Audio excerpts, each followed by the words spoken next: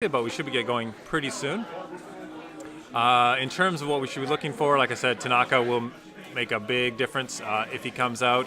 Given it's Crab Uni, I'm not sure what, I think also Williams on Crab Uni. Then Probably is, I just want to confirm. Karada District is a big deal. Whoever gets their Karada District first can be quite oppressive on the other side because that kind of prevents playing Spyglasses, Reprieves, Talismans, all the significant events. Players will try to bait out with katanas and fans, but I don't think either player is inexperienced enough to go for that. Because often, unless it's crucial, buying a fan or katana for one resource over to the opponent is not worth it, and especially if they might be playing something a little more impactful later on. So either Satoshi or Karada early, I think would be quite impactful for these players. Outside of that, it's like, charge Reprieves or charge Iron Mines. Which player is able to utilize that better against each other? Just Crab Dynasty value, I think, will be pretty important. And of course, leading to those cards, early Spyglasses on characters that are able to participate in multiple conflicts. If there's a Witch Hunter out, if the Gaijin Customs comes up, Crisis Breakers, that type of thing. So Spyglasses on those characters, quite impactful. Favorable Grounds also enables that. So those types of combos, basically just getting, Crab, and especially Crab Uni, is all about value on their tower targets. Obviously, Way of the Crab can be a big blowout, although, there's often at least 6 conflict characters in these decks, and to kind of counter Assassination Way of the Crab, and Crab players are quite aware of the Way of the Crab, so it can be hard to catch somebody off guard with that. But obviously, if a big one lands, that can really swing the board. Province row wise, I know it's in my deck, and it's probably similar to what's in William's deck. I have the Defend the Wall option. William might be going with something different. He could be going with the new province. Unfortunately, I forgot the name. The new Earth province. That's the 5 strength Earth province that bows on reveal. Obviously, it's farmable, but it has an impactful when revealed. Victor giving away all his tech. There, he's got a Way of the Crab in his deck. Oh, a split sleeve. Yeah, I use really cheap sleeves. Apologies to Victor. Oh, hi, Toridori.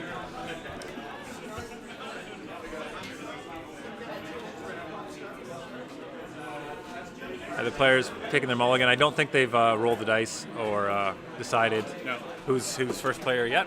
Obviously, want to be second in this case, as always. Even Uni doesn't take first nowadays, or Unicorn. Lion, maybe. I've seen some Lion players, but,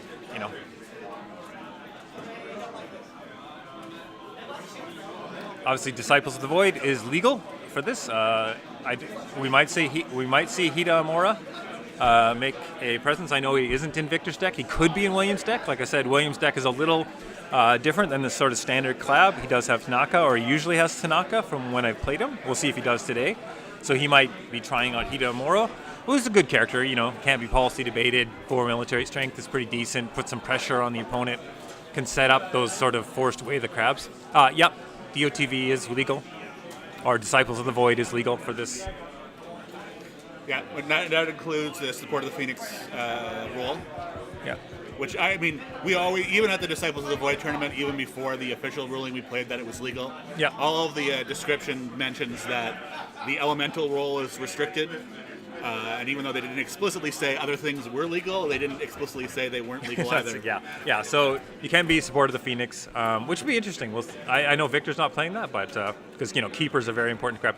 So the Toridori asks if players would choose second, even if he didn't get one fate. It's a really interesting question. I think they might, and I think Crab would definitely be prone to that because they like to defend. They like to make the opponent commit first, and then do that type of thing. Some clans, I think, definitely wouldn't. Unicorn, Lion. Well, going first, you do get a chance to get the extra fate for passing first. So if it's all about having the extra fate, then there is a bit of an advantage there. There's an advantage there. It's just you get a better shot at more fate on rings in the second turn. That's true. So if there's like 3...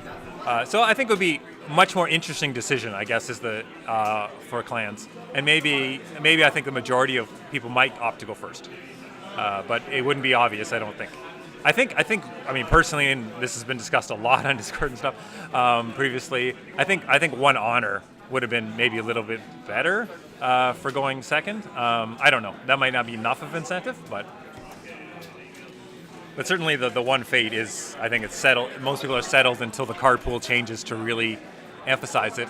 I mean, like Unicorn has a few cards that help them a lot. I like the new two-coster that gains you a fate. When you pass first, that type of thing. But yeah, I mean, in some games you see some massive pass fests because of the strength of the provinces. Like you'll see 2 straight turns of passing because you don't want to tack into Dragon or Scorpion provinces. So it looks like you need a lot of Fate on Rings to incentivize attacking nowadays. With Victor split another screen, another sleeve. I hope he doesn't run out. I didn't bring that many. Yeah, he's a riffle shuffler, and I don't know how to do that, so I split a lot less. So I'm able to use the really cheap ones. Yeah, I agree, Toridori, that it's something I'm, quote unquote, I worry a lot about card pools in the games I play, and do a lot of complaining, etc. when I probably shouldn't. I worry about province strength too. I think the game works better when incentivized attacking, but right now, until there's Fate on the Rings, I think it really doesn't. With some of the province lineups. Like, it's just hitting Shameful is not even the worst thing anymore, and that's really harsh to hit turn 1, right? Especially against a Seeker of Void or somebody who gets additional benefit from it. So the ring effects, I think, should be as strong or better than the provinces, and they're not better now. Yeah. So it's a very busy day here at 401 today. We have a lot of events running. As some players probably know, there's the new Magic set. It's the release weekend for them, so there's draft to a drop going on. There's an Armada event happening, and everyone's practicing up for Worlds. There's a Thrones event. I think there's HeroClix as well, and a bunch of board gamers. So if it's a little loud, we apologize, but there's not much we can do today. Yeah, you can let us know on stream. We can try to adjust our voices, etc. Get really close to the mic. Yeah. So the Mulligans, Victor Mulligan 3, I think Will Mulligan 1. Sorry, I didn't watch it either. I saw a few of his cards. He had a Borderlands Defender. I think he kept. Okay, let's get the flip. Oh. Checking after Mulligan. Okay, and we see a Way of the Crab, a Talisman, Court Games in Victor's hand, and a Watch Commander. Interesting. I wonder what he's going to keep out of this. I think I would keep Way of the Crab because you know, it's always good to, if you can get it off early. I mean, it's worth the risk of keeping. Yes, in Canada and Toronto, actually. Victor keeps all 4, it looks like. Interesting. I mean, Watch Commander, he's got a Watch Commander, and he has a which is decent to put on early pressure. I don't know what is in his dynasty. He must have a tower target, I think, early. But you often can't put enough Fate on a tower target in first turn, I find, to really make it worth it to also pay for your attachments, but we'll see. Yeah, and he might just be thinking it's like he doesn't want to count on it coming in the first couple draws, so he may just want to be sure that he has it when he needs it. Yep. Or maybe he's got like Caillou Envoys or something to generate additional Fate. Plus he is starting with the 8.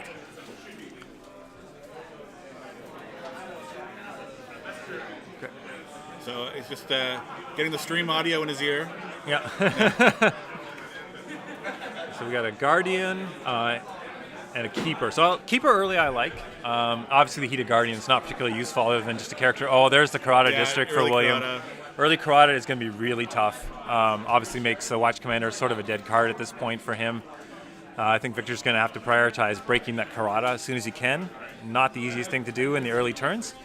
It's interesting. Buys a Vanguard Warrior off the bat, which means obviously he's going to buy another character or he has a charge in hand. Because, Crab's not known for their cancels. Oh, Victor does buy the Heated Guardian.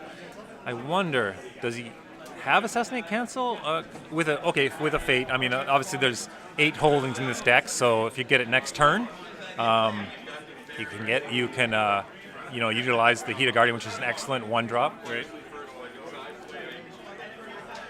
So Intimidating Heat on William's side, which is a card I think you see more than you did kind of a month or two ago in Crab. I mean, it's obviously got really good stats. It's got an okay ability.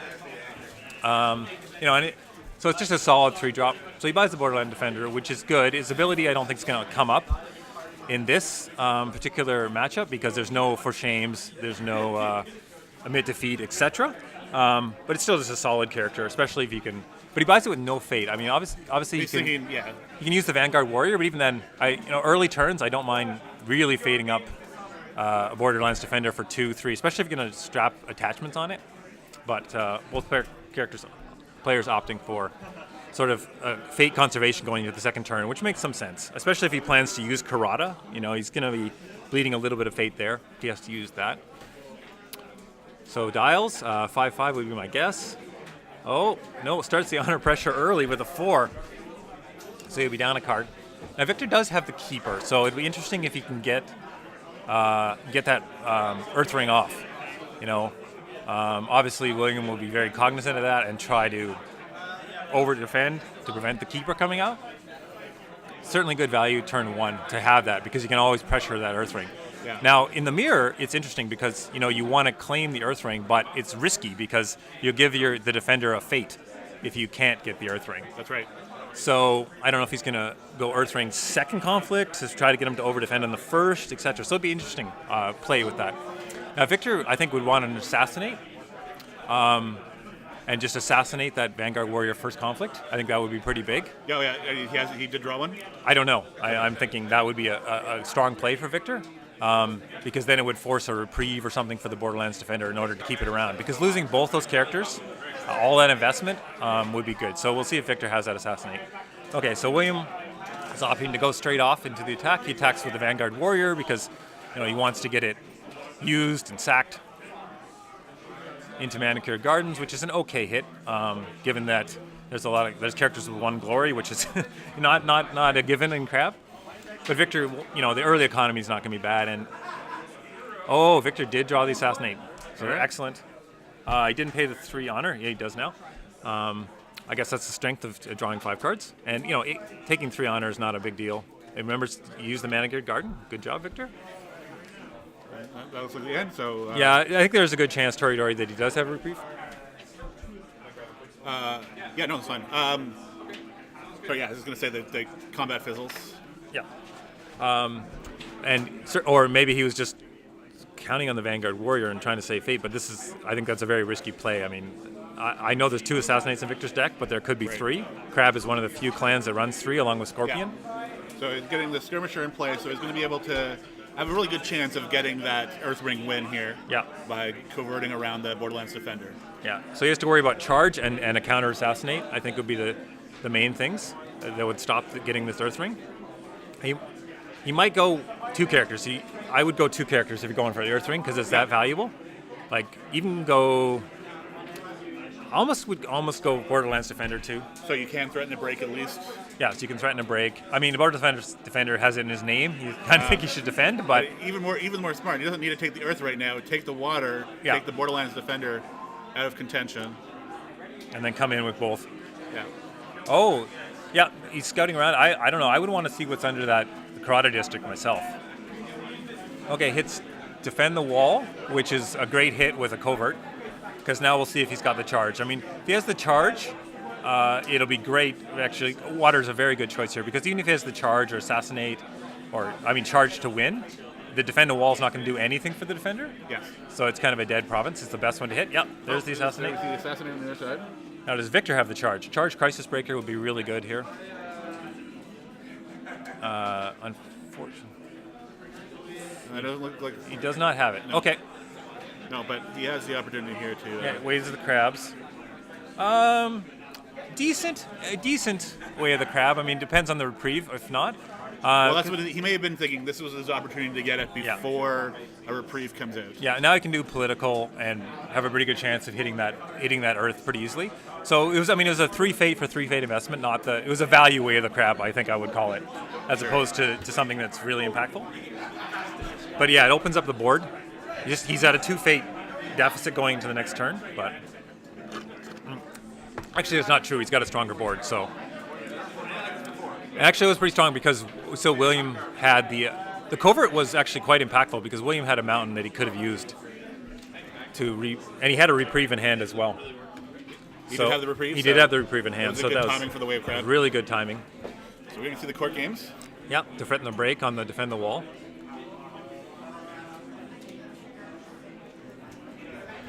And there's no counter court games to stop it. So, yeah, I think you're right because you knew you're going to Toridori pre-playing the reprieve. because you knew you were going to do it at the end of the turn. So, and he hits the reprieve, very big. Oh wow, very that big, is pretty huge.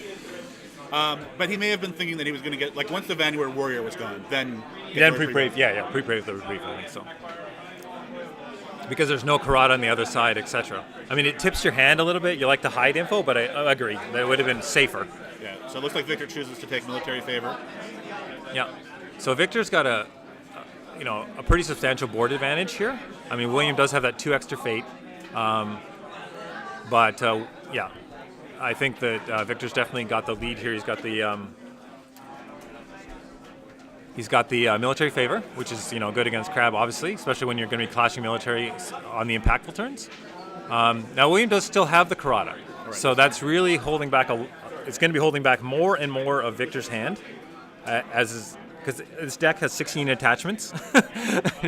So every 40% of the cards he draws is going to be attachments, and he's got to really consider each attachment he plays. Eventually he's just going to have to play them, or his hand's going to be full of dead cards.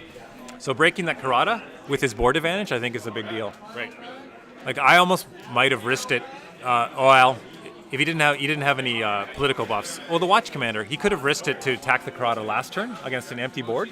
I think it would have been decent, because you could hit Shameful, no big deal. Actually, you want to find Shameful. You could hit Manicured, no big deal. Meditations would have been the problem, right?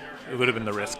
So now Victor buys a Vanguard Warrior of his own, which is very timely. I think that's a big thing. It's just like, if I get a province break and not risk losing this Borderlands defender until I have a way to hold on to him, I can understand why you might make that decision. Yeah. So yeah, keepers, again, very annoying for Crab. Keepers out are very annoying for Crab, because they stop your way of the Crabs. Every time they come out for 2 turns, or at least they prevent it. You need the Assassinate, something to get around. So we see an Envoy buy, and then a Witch Hunter. Now, I personally, knowing he's on Crab Uni, I would load this Witch Hunter up, like 3 fate. But we'll see what he goes for. I mean, you got reprieves, you got Iron Minds, etc. But this character's going to be very important. Yeah, makes sense. I think Victor will go for the pass. He could buy the Yojimbo, but yeah. Still no holdings for Victor, which is interesting. I mean, there's going to be a lot of holdings coming, and especially get a Shrewd Yusuke. But there is a holding in play on the Karata, so he could use the Yusuke. So you see 3/3, so no change of honor here.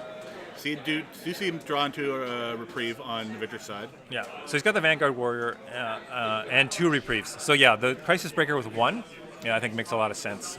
Conserve some fate, because now there's a lot of fate on the rings, though, so I don't know how much you have to conserve fate at this point. We see a charge in William's hands, which is strong, and a Spyglass. So Spyglass on the Witch Hunter is going to be really strong. He's going to activate it twice a turn. Sorry, I say strong a lot. It's going to be really... Oh, the Watch Commander as well. So if he gets Watch Commander and Spyglass on that Witch Hunter. Now, if he has another reprieve, I would play it, because... If he does, yeah. There's only one other Assassinate, but Assassinate Way of the Crab would be quite devastating. So we'll see how this turn goes, because William looks to have some pretty good cards in his hand. But Victor's got a pretty strong board here. Yeah. And first go, so... What's a good ring? I mean, Fire is never particularly good. Void just for like a future-seeking thing, and actually, Void might be good just to protect his own Crisis Breaker. Right. So he pushes on Air. Does Air mean that he has another Assassinate that he wants to play? Possibly, but he's at 6 honor himself. Yeah. And he's at, because I think William's bidding low, and the Watch Commander's there, so Air might just be something that he knows he's going to get into honor pressure here. But yeah, Void might have been strong just to protect your Crisis Breaker. But he has 2 reprieves in hand, so. Oh, so he's got the military, he's got a favor, so he's at 6 strength so far. We're seeing what William's going to defend with here. So given the box, William can make a pretty strong defense here if he wants.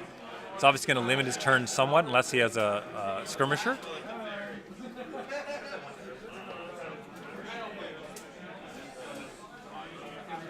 He hits Shameful Display, sorry, as the province. Impactful to some extent. I mean, it's going to be a two swing. So we drop the, it's now 5 versus 2, 7, 5 versus 7, or 6 versus 7? No, 5 versus 7. 6 versus 6. No, the Watch Commander and the honored Caillou Envoy. Oh, I didn't see that he was honored. Yeah. A Shameful Display honored. Oh, yeah, sorry, right. So yeah, he's hunting for that Karata.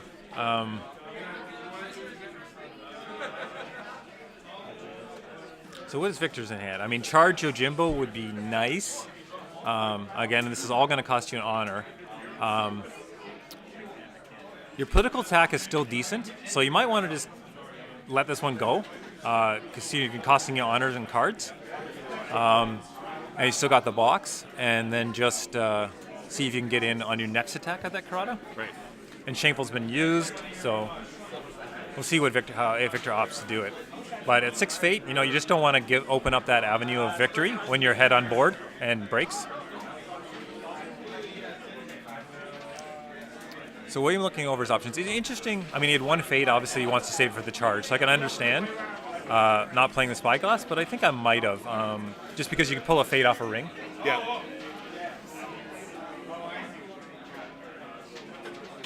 I was really surprised he didn't get the Spyglass in. Yeah, well, he's underbidding, so I think honor pressure is definitely maybe not his main strategy at this point. Yeah, so he claims the ring. Victor just lets it go. I mean, Crisis Breaker can still participate in any attack on him. So at 4 Fate, one thing Victor could have done is played his Watch Commander, but oh no, there's Karada District. You'd be dealing with double Watch Commander.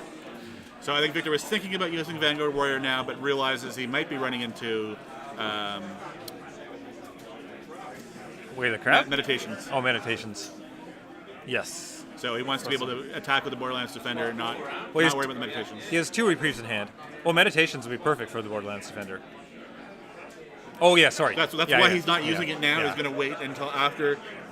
He's not going to go back. Well, I mean, no, actually, I would definitely attack. He's going back in the Shameful Display. You want to go back to the Shameful Display. Yeah, there's no reason not to do that. I guess. Yeah, no. Well, William could have just assassinated already if he wanted to. So you just bet that he doesn't have it. Yeah. So William thinking about playing down the Wayfinder. Yep, just to open up his options. Well, here, I mean, he could attack and then you bring in the Crisis Breaker offensively. So he looks at Meditations. Obviously, that's great to attack with the Wayfinder, not so much with the Watch Commander. So the Watch Commander on attack is also kind of oppressive, right? It's got a charge in hand, etc. So he could make a pretty strong military attack with a good chance of breaking if he wants with the Witch Hunter. Go back. Okay, so he makes a political void, I'm guessing. We'll see. Because you're 1-1, you're not taking, So relatively easy defense with the Keeper, I would think, or we'll see. But Crab not knowing for their political buffs, we have a 0 glory character. He does have an Arcane fan in hand. Ornate fan in hand. Well, he's got an Ornate fan, but we got we can get an Honored Keeper with box, so we'll see. Immediately, Yeah, he's always got another Assassinate in his hand if he wants to utilize it. He's 7 honors, not take him a little bit into the danger zone, but not too bad. So if he wants to win this conflict, he can, which is a good conflict for him to win because it'll force out a reprieve or make the Vanguard Vanguard Warrior more of a choice. Yeah. So let's see if he uses the Assassinate. That's the only political card I figured. Nope, he opts to just let him win. Yeah.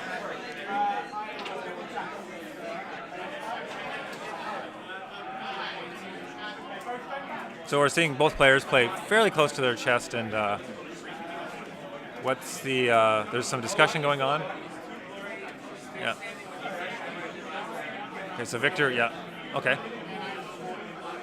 So we're at 1 ring each. Yeah, they're just debating the fact that he took Void because he was thinking about removing the Fate off the Borderlands Defender that he used. But so Victor also has the flexibility now to use the Vanguard Warrior to save either the Crisis Breaker or the Borderland Defender. Yeah. The Dishonored Crisis Breaker is not as good, but that ability is still pretty helpful. Yeah, well, it's certainly going to be in the next attack because it's going to come in military, and it'd be its only defender. I mean, if he doesn't defend with the Witch Hunter. We'll see what he does because he's losing on stats if he does, even with the box, if he defends. But then again, it's difficult for Victor to play cards. So I would see, given he's thinking about a Dishonor victory, or it looks like he's going to put honor pressure. I don't know. Yeah, my guess is he's defending. Yeah, and he's also stopping the break on Karada, so he's making it very difficult to break. Oh, Mountains. Yeah, we saw that in his hand last turn, so that makes sense. Now, he defended the first turn, so it's interesting he didn't play the mountain the first action. Yeah. For the first defense. So he kind of missed out on one potential conflict there. Now, the Witch Hunter's ability still lets him play in all three of the conflicts, so it's not that big of a deal, but typically he would have done that on the first, because very strong as second player. So we have 4. He plays a route. A route, okay. Yep. There you Not a Bucci. Yep. He's not a Bushi, yep. No. Well, Victor's pointing to the Borderlands Defender, which is not true. Borderlands Defender ability is only on defense, but it's not a Bushi, so. You almost think that every crab character is a Bushi, so it's easy to forget with. Oh, Spyglass too. So now the Spyglass comes out. So he's missed out on 2 triggers of the Spyglass. So some sequencing issues, I think, with Williams' play, but. I mean, is it that? I mean, he wanted to leave the dollar. He wanted to leave the charge. fate, yeah. He was lowish on fate for the type of things he's playing, but he missed out on 2 cards this turn. He will get a third from the mount. He will get to use it once. So the fan comes down. It's going to cost him an honor. Yeah, Victor pointing out Victor's a very gracious opponent, very good, a very friendly guy. Points out for William, who may not have forgotten or anything, but so William has the option of buying that fan if he wants to win this conflict or use that. I think Victor's very okay with that. Yeah. Oh, absolutely. That's the use of reprieve. Absolutely. He wants to force that. So Victor attacked water. I just noticed Victor attacked water. I'm not entirely sure why. Well, he gets to unbow his Vanguard keeper. Warrior, or his keeper. Yeah, but it's a military. Yeah, that's true. The keeper's stronger. Yeah, that's true. It's stronger defense. I can see that. Because Shameful's been used, so it's a little vulnerable. But Shameful and Witch Hunter is not that big of a deal. So Victor claims the Water Ring.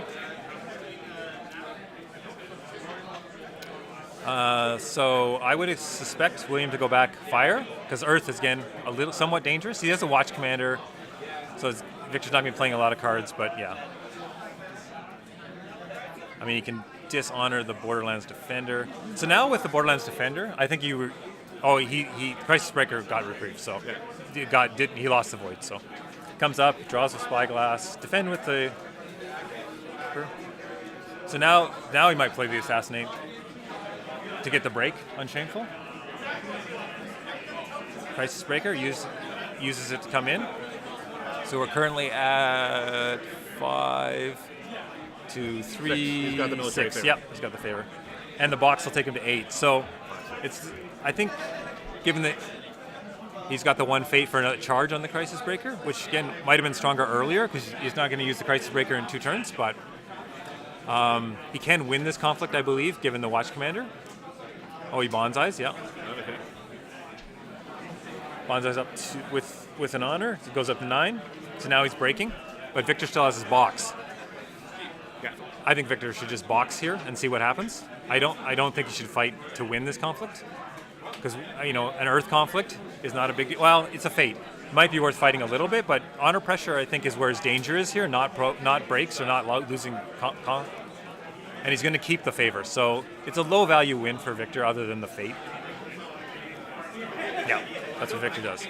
So I would say, if you're going honor pressure, while you dishonor the defender, you could dishonor the Vanguard Warrior if you want to just put that additional honor pressure on, but I think the Borderlands Defender is a more valuable dishonor target. Take away 1 stat. Because, it's 6 political, he's kind of a powerhouse in this matchup. It's going to be hard to defend that 6 political coming in next turn.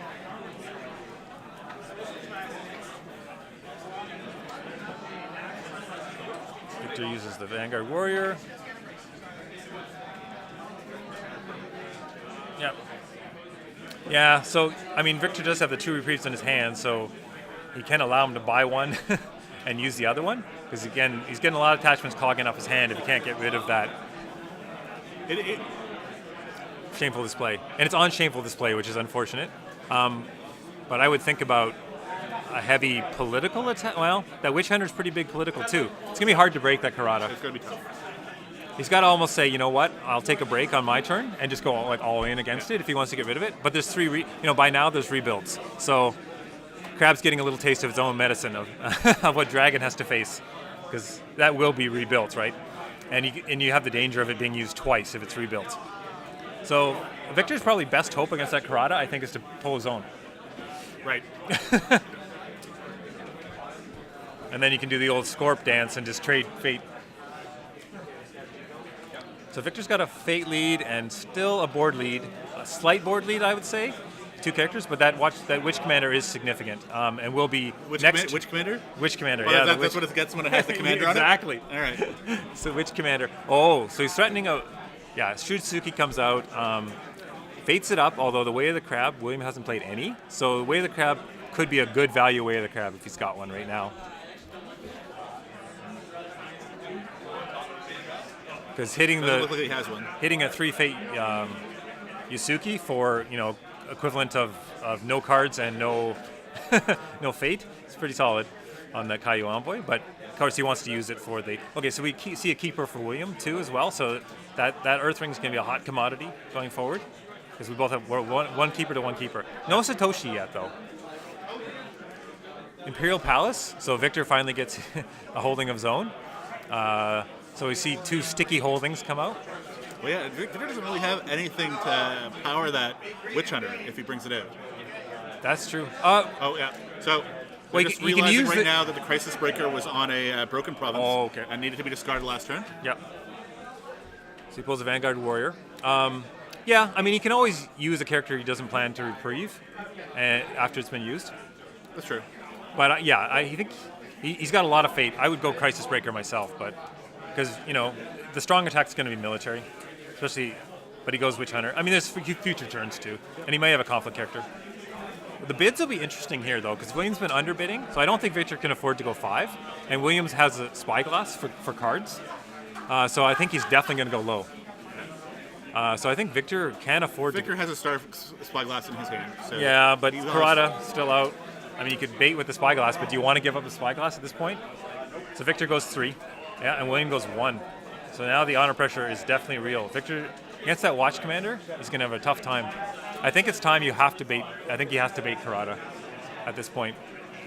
You can't have like 2/3 of your hand be dead. Yeah. Looks like Victor actually has a second Spyglass.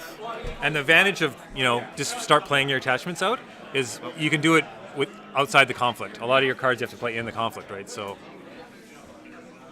interesting play here. I mean, Yusuke's going to be strong. It's going to give him additional cards where you can start bidding 1. And he's got a really strong set of attacks here.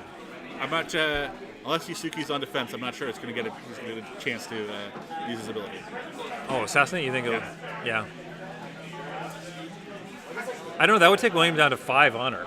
Like, that's We're not... down to 2 honor, yeah, you're right. A 2 honor, sorry. That's dangerous, right? Oh, wait. Did he take the honor that he stole? That's interesting. Did he take 2 honor? No. I don't believe so. Because, yeah, that seems low for him getting 2 honor this turn. I don't know if people in chat might have noticed, or...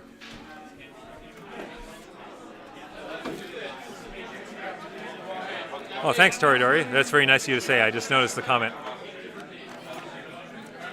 Yeah, it's always a tough balance. I find it difficult. How much play-by-play, how much explaining the cards for newer viewers, how much going into, like, more... And, more comments the better. We love getting comments, and it often adds... even more knowledgeable stuff than's coming from the commentators, or at least different opinions. Yeah, I am the judge at this event since we have so few people here. But so otherwise, I'd try to let it go. But yeah, and we're official spectators. Anybody really worried about it from the new fact that doesn't go into effect till tomorrow.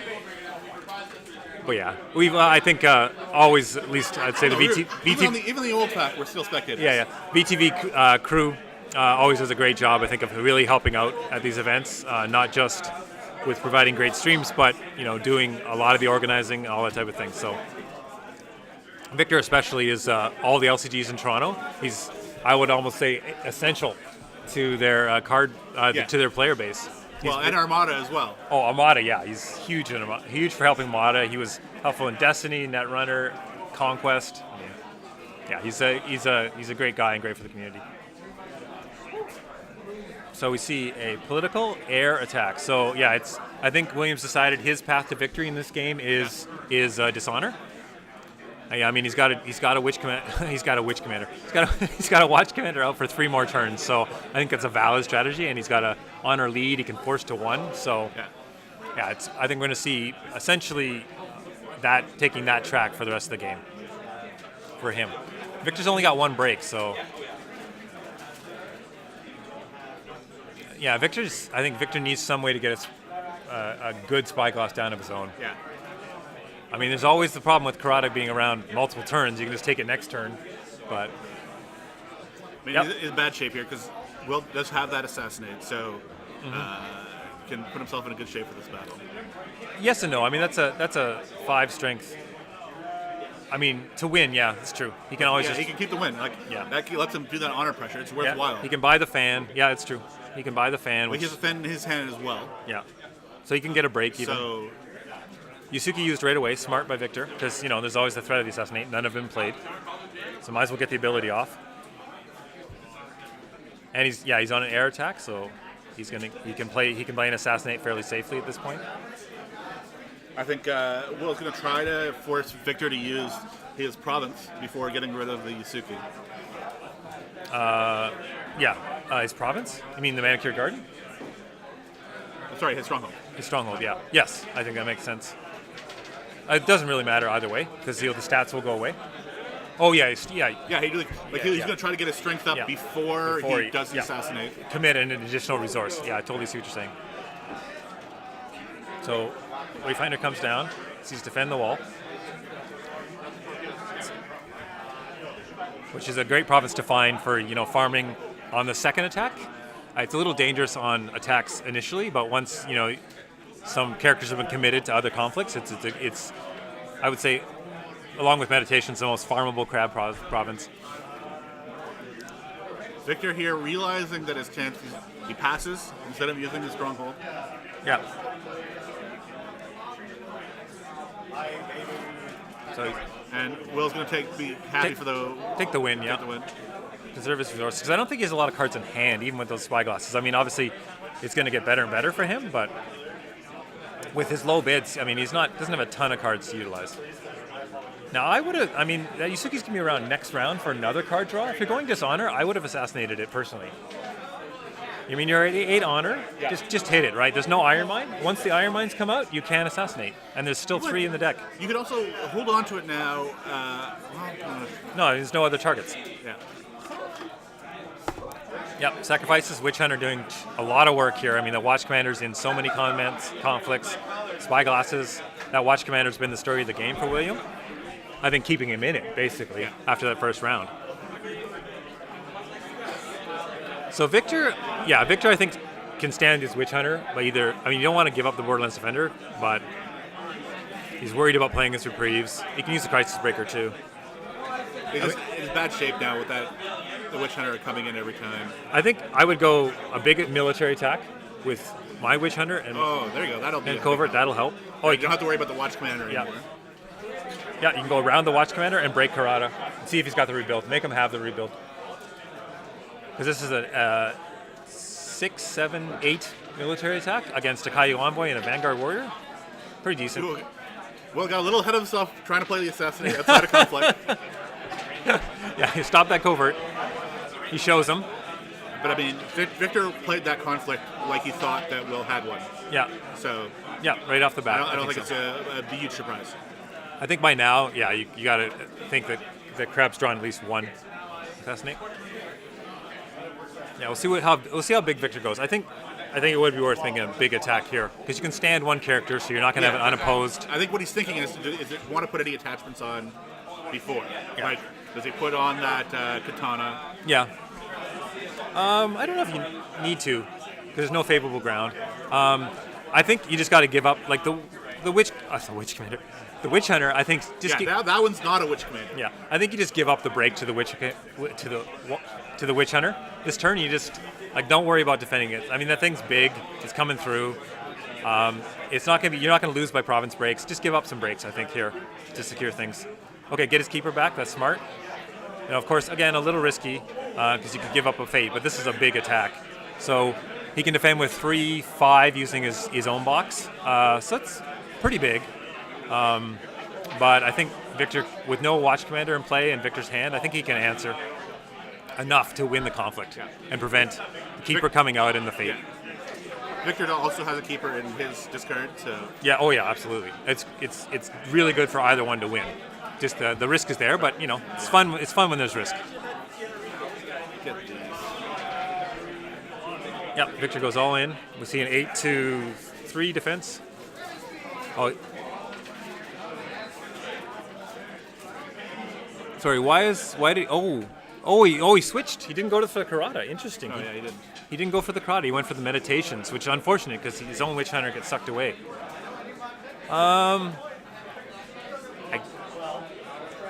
guess, I suppose. Yeah, I mean, you don't want the Shameful because that's further honor pressure, and takes away your thing, takes away a strength. All the talismans. So going back to, wow, that is one loaded Witch Hunter. Now, if you could get away the crab off at the end of this turn, it would be so big. Like if Victor could get off away of the crab. Yeah. But yeah, the talismans. But yeah, this Karada is. Sorry. Travis is going to pop off to handle a rules question. Yeah, Talisman of the Sun is big, so really impactful events on a tower character there. I mean, attachments. This is where you want the Sashimono or something to stop that Witch Hunter, but Cloud the Mind. But, Crab, of course, can't play Cloud the Mind, which is really unfortunate in Disciples of the Void meta. So, move over to Shameful, which I don't know if that's going to be... I mean, depending on what cards he has, I don't know if that's going to be in his best interest. But, of course, Victor is looking at a virtual honor of 1 here. With 2 dishonor characters potentially leaving play this turn. So he could be down to 1 honor. That's really rough position.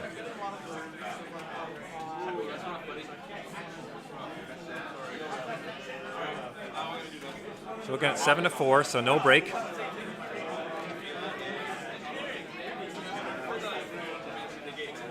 Yeah, I think Katana. If he buys the Katana, you're happy, and you start. Wait. I mean, then you had the rebuild in hand. Is that why he went redirected to the Shameful display? Like, I mean, you could take it out of break range, but I think he just wants to use a Talisman. I mean, why play Talisman if you're not going to redirect it? You could do you could go to Manicured. You might, Manicured be safer. like I don't really want to give up the Karada unless I can bring it back out. Yeah, very well. It's hard to see his hand, but he could have a rebuild. I mean, it's 3 in the deck, right? I think Victor just needs to play the Katana, and if he takes it, just start playing other things. Yeah. Although he doesn't have a good target. His Witch Hunter just lost a Fate, right? It's not the best target for this stuff, but No. he's in But kind I of mean, a rough being spot. able to get the yeah. Yeah, it's a big question of whether he has the reprieve. He puts it on the Crisis Breaker. Because it can be used in multiple conflicts. Yes. Yeah, that's smart. Takes it back up to a break. Box has still not been used, so the box itself will prevent the break. I would imagine that's. It's got Karada +1. Yeah, it's 9-5. It'll be 9-6. There's 2 characters. Yeah, but he's at 4 now. Sorry. Yeah. So I have the math right. It's just not right in the screen. So he buys the sword, which makes it difficult for Victor to win this conflict, but does open up some avenues for Victor to start playing some He attachments. still gets to win the conflict. He just doesn't get. Yeah, sorry, the break, which is what he's really going for. Yeah, start. I think reprieve on Crisis Breaker. He's already used it this turn, so he has the rest of the turn. But yeah, I think you just want to spend that Fate. I mean, a Watch Commander of his own, be not bad. Yeah, hitting Meditations is actually going to end up being pretty rough for Victor here. Watch Commander on the I can use it in multiple conflicts. I keep almost forgetting that. But it's a character with no Fate, but he's got lots of reprieves, so takes it up 8. So he's winning now. Another route comes out for William. Wow, but it's a route of a 0. He's routing a 0 strength character. That's I'm confused. interesting because he can become 1 strength on the defense with a military conflict. I think that's a really confusing move. Maybe as another route, but I don't know. Okay. I think he was just mismade. Yeah. And he cost him an honor. But he's not the one in honor pressure. Seems to be going air ring almost every turn now. Okay, charge. Keeper. Yeah, interesting.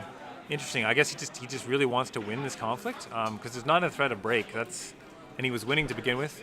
Now it's gonna be difficult for Victor to win. Well, no talisman. That's no tie. That's true. Oh, actually, he already used box to go to 9. Okay, before charging the keeper. Okay, interesting. I mean, he didn't think he would have to. Yeah, I guess just He thought he was going to win to bring the keeper. Yeah. Thought he was going to win, but charging keeper. I mean, after the box is a 1 strength for 1 fate, and a card is not. It's pretty. Well, I mean, you're at that point. You're saying I don't think you can get another strength anymore. Yeah. Well, and it's an honor too. Like, anyway, I mean, obviously, everyone's got lots of reasons, and it makes sense. And winning this conflict's important. I don't know if it's the most efficient play because William's down to 3 cards, I believe, in hand, 4 maybe. So his resources are dwindling. Obviously, Spyglass can drum another one. He's okay for cards. This turn, I thought William was a little bit in the driver's seat. Well, let's not forget, Victor's heading down to 2 honor next turn. So it's still, and he's got 3 breaks to go. It's going to be difficult. And I think that Witch Hunter will break something. Well, no, yeah. Well, no, Crisis Breaker will come in, plus no. Witch Hunter will ready. Yeah, so maybe not. Maybe that Witch Hunter won't break. Well, I mean, I think he really wants to that Witch Hunter to be able to do a fire conflict. Yeah, I think Victor's use of the skirmishers has been really impactful this game. Like he enabled get him to avoid first turn, a strong defense here, avoid a huge defense. So we got a win, not a break. I think if I was William, yeah. I mean, you just take it. Just take the loss with only 3 cards. Okay, so Victor gets keeper, which is pretty big. Again, it holds off Way of the Crab, if nothing else, for 2. Oh, and he gets a rebuild, but obviously didn't break the Shameful in the first place. That's fine. So Victor has a talisman of his own. I don't know if it's what he. So I would send. At least he's in a position where the talisman can't be stolen anytime soon. Exactly. So I would take the I would think about playing the talisman and then sending the Witch Hunter over to my meditations. Just try to get that Witch Hunter off the board, but it's going to be really hard. There's only 18 minutes left in the game. There's Iron Mines, there's reprieves. Getting rid of that Witch Hunter is going to be really hard. It's going to be here for the rest of the game, probably, no matter what you do. Yeah, he goes ahead and sacks. Okay, so the talisman does come down on the Steadfast Witch Hunter. All right, okay, so interesting. So he sacked the skirmisher. He bowed it as well. I think he may have been confused about the round. Yeah. Well, no, it was. I think he just bowed it. I don't know. It's just an accidental thing before he sacked it. It was ready first. Yeah. So Victor, he bowed at the end of conflict. So Victor's splitting. It's interesting. He's splitting his attachments between the Crisis Breaker, and the Witch Hunter. I would have been tempted to put them both on the Witch Hunter, knowing that they're both going to be in the next conflict, but just because he's going to be around slightly longer. I mean, you could let the Dishonored Crisis Breaker go, save your reprieves, but you probably want to use one this turn with Karada already used. So yeah, get rid of that skirmisher was worth the strength. But the Witch Hunter was in the. Oh, the skirmisher was. But the Borderlands Defender is not going to do anything, right? So. No, not this is a military attack. I mean, it's 3, but. Yeah, Victor is a really good chance of defending this conflict. I take it back. He's got a keeper, Crisis Breaker, and a Witch Hunter with a talisman and the favor and his box. Actually, yeah, I don't know if William can win this, but of course, And Victor is there. Sorry, this is 3rd conflict, right? Yes. William's 2nd. So yeah, but he could stick around to defend. William might pass conflict here. I don't know. We'll see. But if you force your opponent to to defend with all his characters, it's the same sort of thing. You might even hold back the keeper to be able to enable your attack. Like if William attacks. Yeah. Oh, but William hasn't used the Witch Hunter this turn, has he? Yes, he has. He has. Okay. He sacrificed Wayfinder. So you might hold back your keeper to enable your own attack because you can get off a void, pretty big. Yeah. Or even if you're really worried, you can get off a fire. Yeah. Does Victor play it looks like he has a watch commander. Does he make his own witch commander?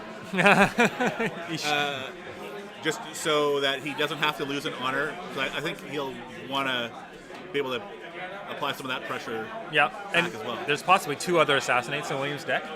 So you could take those out of the convention. I think about it. I think about playing everything you can right now, and he's got 3 fate. Obviously, not that much honor pressure on William because he's got an honored Vanguard. They had passed their actions. Oh, okay. And William just passed his conflict. That's conflict. Okay, he's going to defend. Yeah, that's been so far. William's been very defensive this game, and it also makes sense because Victor has a political left, so the Crisis Breaker is not going to come into the fight. I mean, Victor's going to be hard pressed to win a political. Yeah, I think so. 3, 4, yeah. I mean, Victor. I mean, Shameful's been used, so. So passes all the way through conflict. Yeah. Victor's going to probably use both of his reprieves here just because he's got a window. Yeah. And saving them for later. Yeah, they have the window. They don't know how much time is left exactly, but 14 minutes, so 2 rounds if they're fairly speedy. At most, so you want to save your Borderlands Defender and your Crisis Breaker just to get a big board for next turn. Because William is going to be down to just his Witch Hunter, which is a huge character, but still. I mean, he could save a Caillou Envoy, but he's not going to. So they're discussing something, not exactly sure. Yeah, if I was Victor, I would just skip my comment. So Victor was pointing out that because he passed, Victor could pass, and the Vanguard Warrior goes away without doing anything on William's side. So yes. Victor pointed that out for him, so William decided to use his Vanguard Warrior. Very nice. Yep. I mean, go to the next phase, yeah. And he's first player, so they would go away right away. Now, if Victor had Way of the Crab. Oh, Victor has Way of the Crab. That's massive. Like, that's just so bad. Yeah. So I'd keep the Palace because, you have more Isukis, you have more Hida Guardians. Definitely keep the Palace. And you're down to 1 fate, so you're not going to buy that many characters. So Victor's got a big board for 1 turn. Next turn. I mean, he's already used 3 reprieves, I believe. Maybe only 2. I don't know that he used one. He's used, now. Yeah, and 1 Vanguard Warrior. No Iron Mines. So there's a good chance he still has another save. He has a couple of rebuilds in his hand. He's waiting. Oh, he gets rid of the Crisis Breaker? He's discarding things here, I think, because you want to fish for an Iron Mine. You need Iron Mines, yeah. Or your own Karada. That's pretty big if you get your own Karada back. Yeah.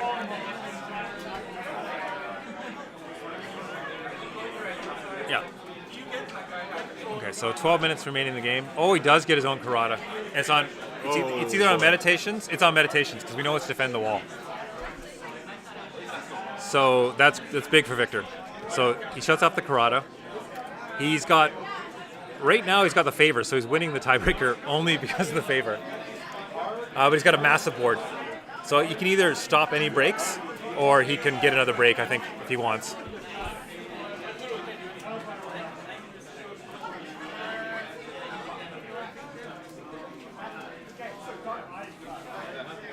Oh, goes Kasada.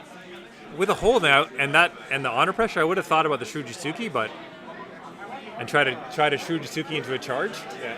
But Kasada's well, no, there's only 11 minutes. Victor probably knows. I mean, Void'll hurt, but if he's able to win it, but he can always defend it. He's first player. He can take the Void. Void's not a big deal right now for Victor to get, but. So two on the Hida Guardian, I'm not sure that's. No. He's protecting it against Void. They could probably get another turn in after, so I can see it. But you have an Iron Mine, you got reprieves. 2 fate might be an overinvestment. So Kasada, we'll see what William has to defend. So 1-1. Oh, he draws another reprieve, so he's got tons of saves. And an Iron Mine, and rebuilds. Not meaningful now. Yeah, for sure. Unless the Way of Crab's shenanigans. Yeah. Pops the Storehouse. Draw card, sure.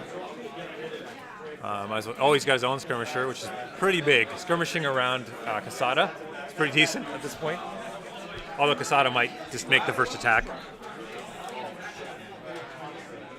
You want to, get his ability off. You make sure you don't lose. Well, you're going to get it anyway, but at least once because you're first player. But yeah, Kasada, Crisis Breaker, and Keeper.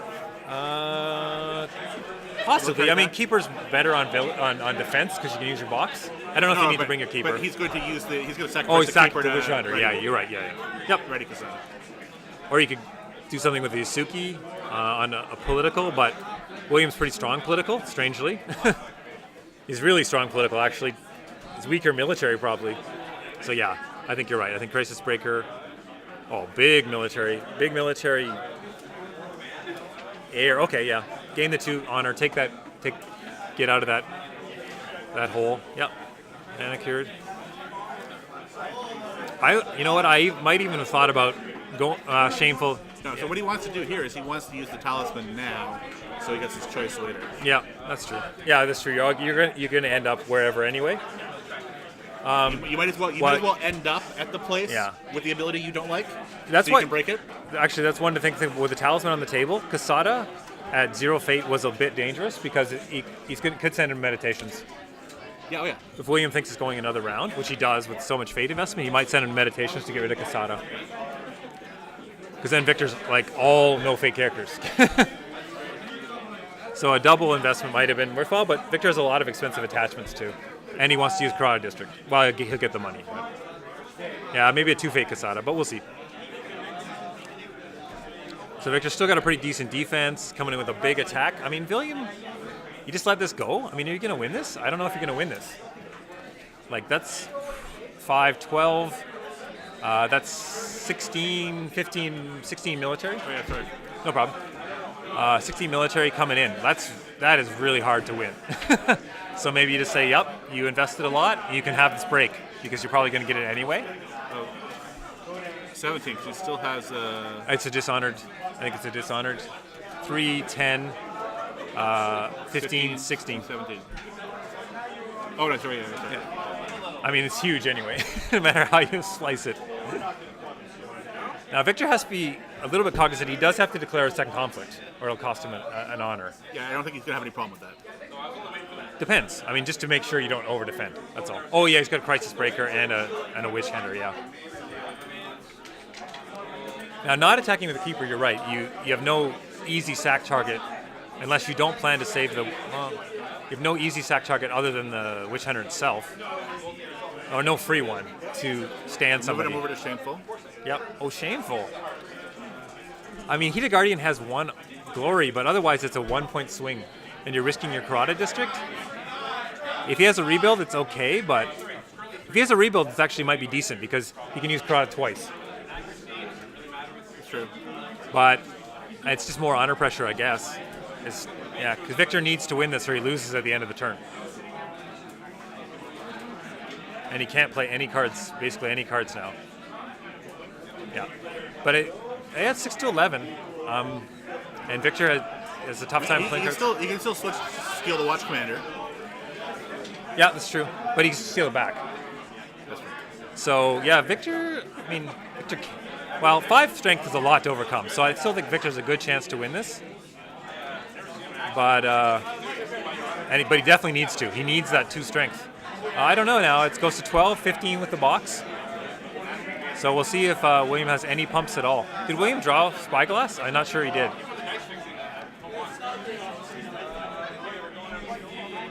Yeah, maybe attacking with the Keeper just to insurance, but...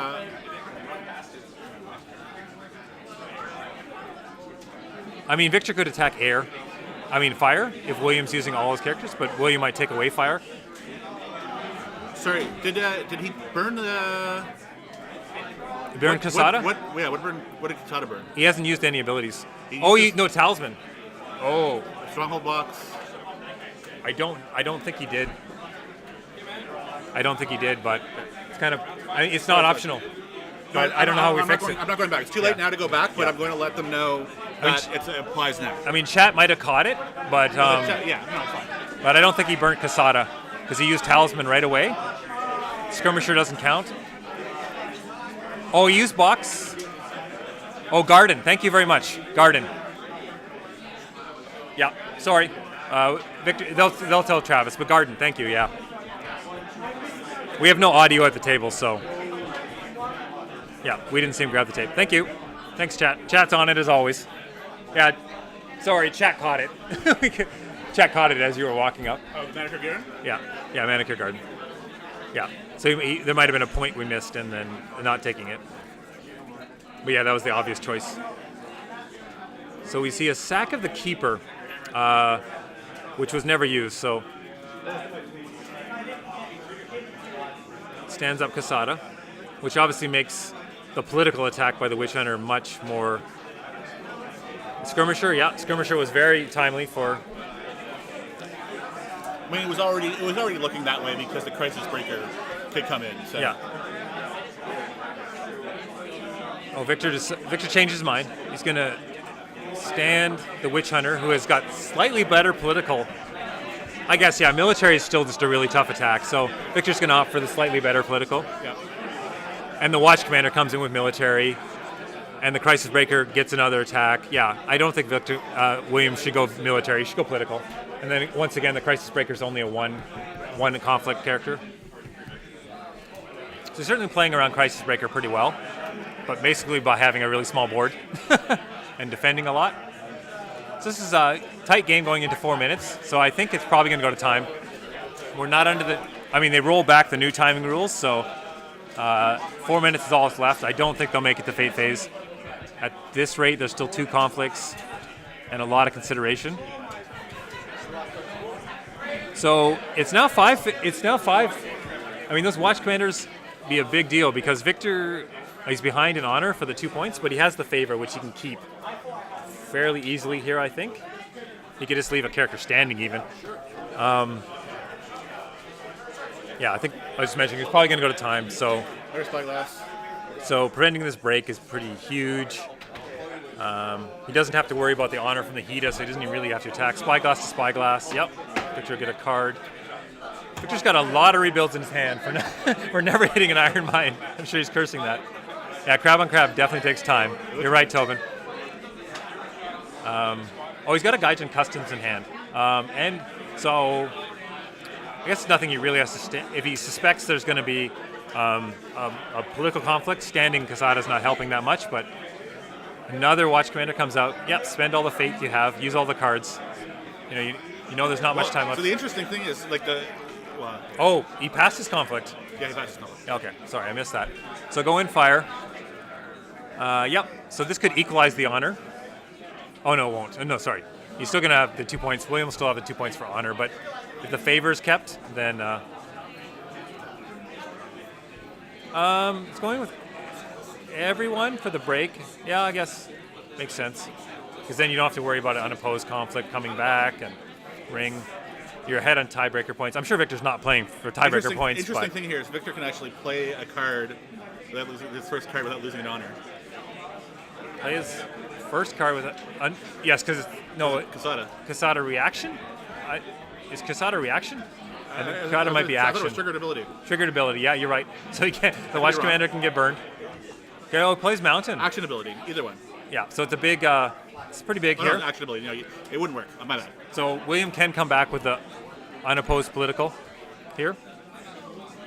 So Victor has to watch his honor. I mean, he can't go down to 1, obviously.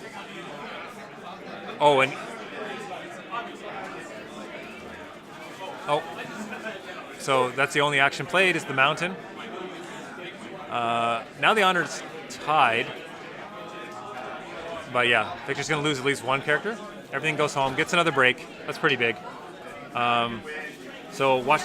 Williams looking like he'll get his own break here. Oh, Gaijin Customs, nope. Smart, Victor plays Gaijin Customs to provide a pretty still little Witch Hunter on Witch Hunter action. A Watch Hunter. They're both Watch Hunters. They're both Watch Hunters. Action, so every card plays costs you 2 points in the tiebreaker because they're both at 4 honor.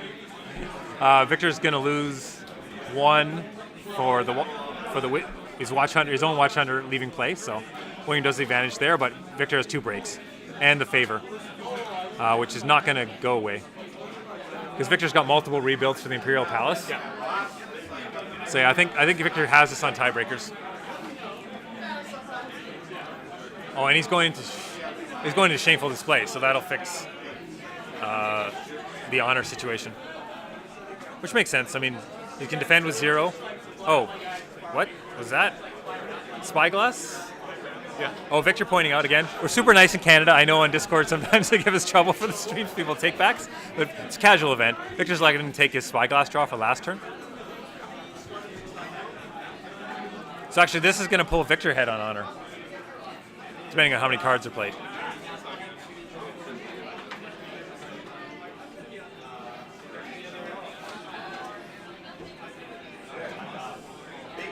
Yeah, last turn, so almost every ring is pretty unimpactful here. Yeah. I mean, you could get a keeper to win favor, I think, actually, if you went mountain, because your keeper would be standing for 2 glory, depending if you won the ring. Imperial favor for like Palace. The Palace comes back with a. Yeah, but he doesn't know he has rebuilds. Yeah. So, I mean, I think Earth might have been the better choice, actually, unless you need the 2 fate, because then you had a chance of getting favor. Okay, Travis is going to call time. But it's hard. I mean, last round, you see the fate. It's really tough to make those kind of calls for relatively marginal effect, but I think Earth might have been the call there. Political Void. Sorry, the count is now 5 to 8, I think. Sorry. A lot of attachments. We have 3, 4, 6, 7, 8. Yep. So he's going to take the conflict, Void Casada, but he was sitting on the way of the crab for a really long time. But, like keepers and small characters and skirmishers really stopped those way of the crabs. They flip. Yeah. So since Victor they were even on honor, he had the straight up 5 points. He had the straight up 5 points for the win, yep.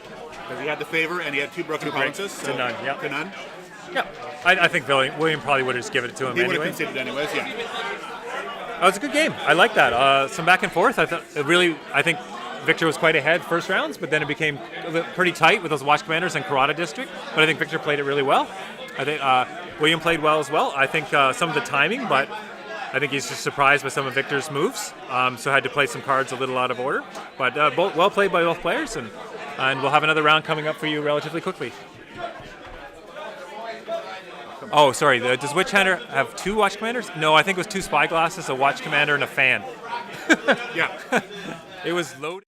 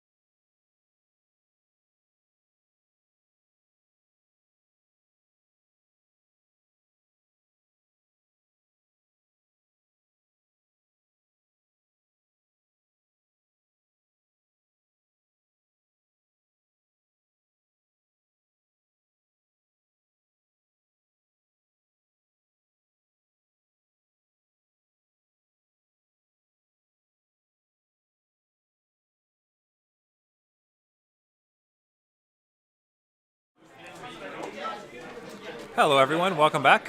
Shane and Travis here at 401 Games for a Stronghold kit. We have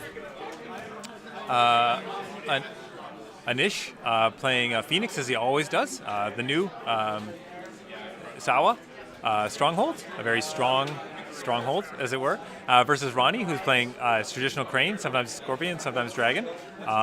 He's a Hatamoto, Crane Hatamoto.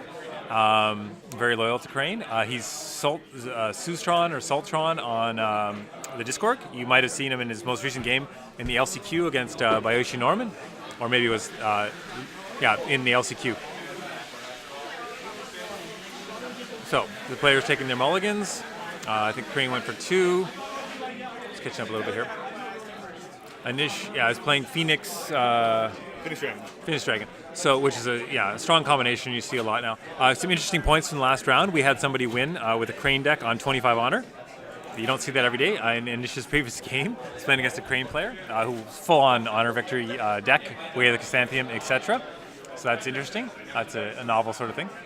Yeah, I don't think many people think about the fact that they're playing against it. So yeah, well, I mean, bid 5 is a very, very common. So if you have it in your opening hand, you can catch someone for a good amount of honor. But getting the next 10 is the really tough part when your opponent sees that, right? They go air ring a lot, or they should, and bid 1, etc. Because those decks aren't tuned for breaking provinces. But initially, he was on his Stronghold. He just couldn't break it in time. And he bid 2 when he should have maybe bid 1. But okay, we see Kashi Scout, very strong in the current meta. Obviously, in core world, it wasn't highly regarded, but now, given the province strength, as we were discussing at the beginning of the first game, very strong. So we see with 1 Fate, he wants to use it as many times as possible.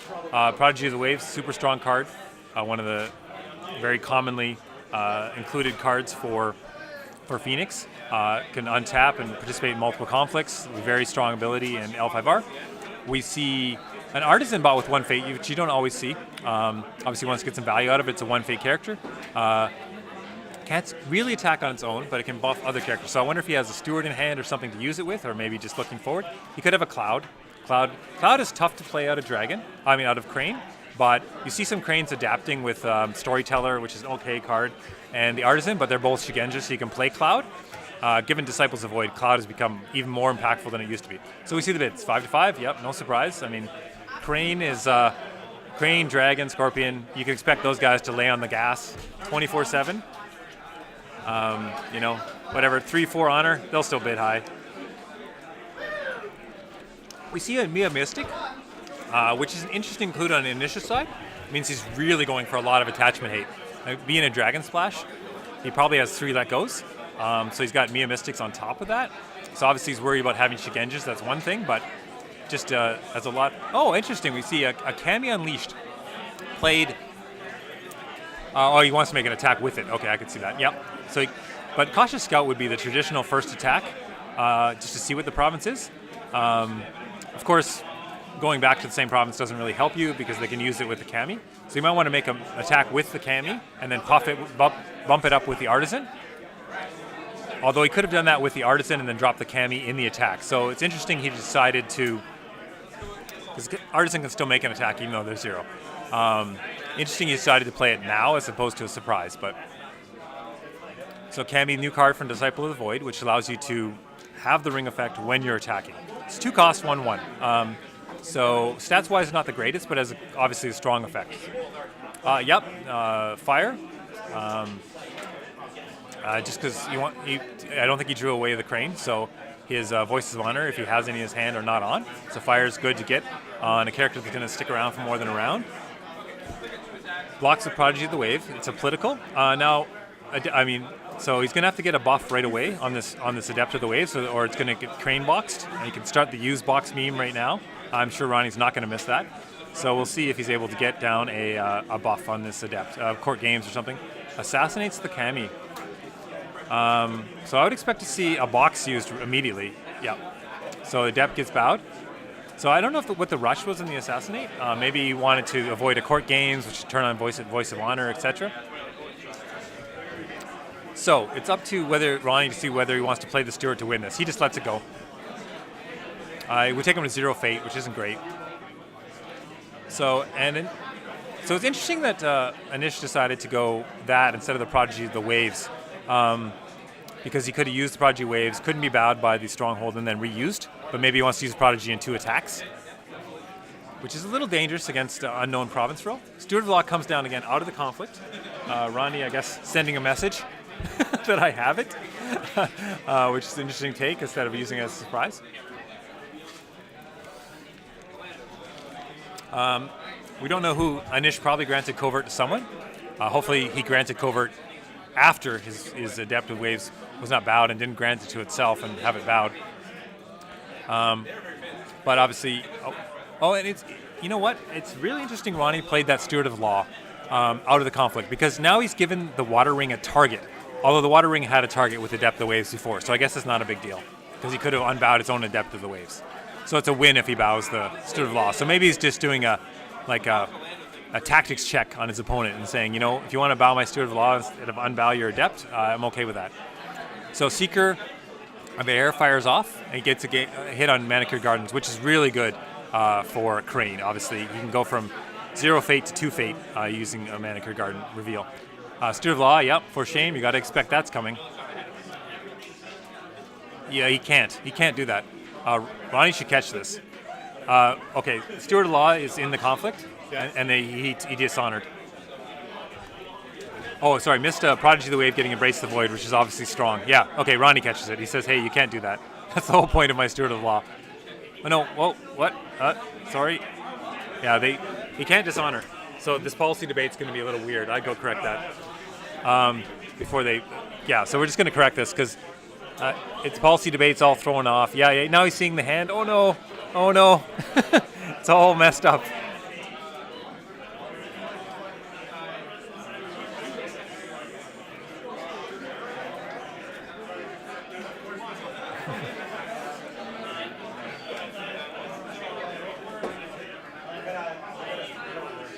Oh, I see. He used the Artisan. Okay, that makes... So the Steward of Law... So the policy debate would still go through. Sorry. It's not as bad as we think.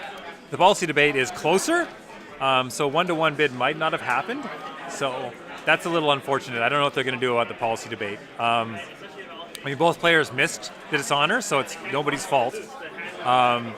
Just wish he hadn't grabbed the hand so fast. But, then it would have been a lot easier to correct.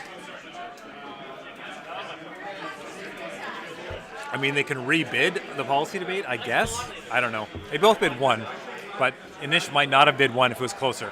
Okay, so I think Travis is ruling that Anish should be able to see the other player's hand. Somewhat unconventional, but I think it's fair. There's no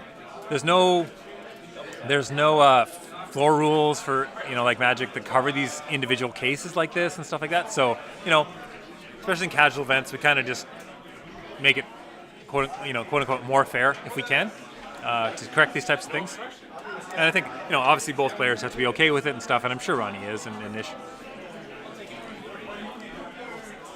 Okay, so but actually, and it's good for the casters. We got to see. I should have been paying more attention. We got to see a lot of the cards in the hand. Yeah. So what we did do is, as a remedy for that, we said, okay, well, one of the possible remedy is you will reveal your hand to Anish as well. Both players were okay with that. That's how we approach it. So we saw it's not an official remedy, but I'd rather not do something more dramatic. Yeah, and we see a let go in Ronnie's hand. We see a Noble Sack, which is a big...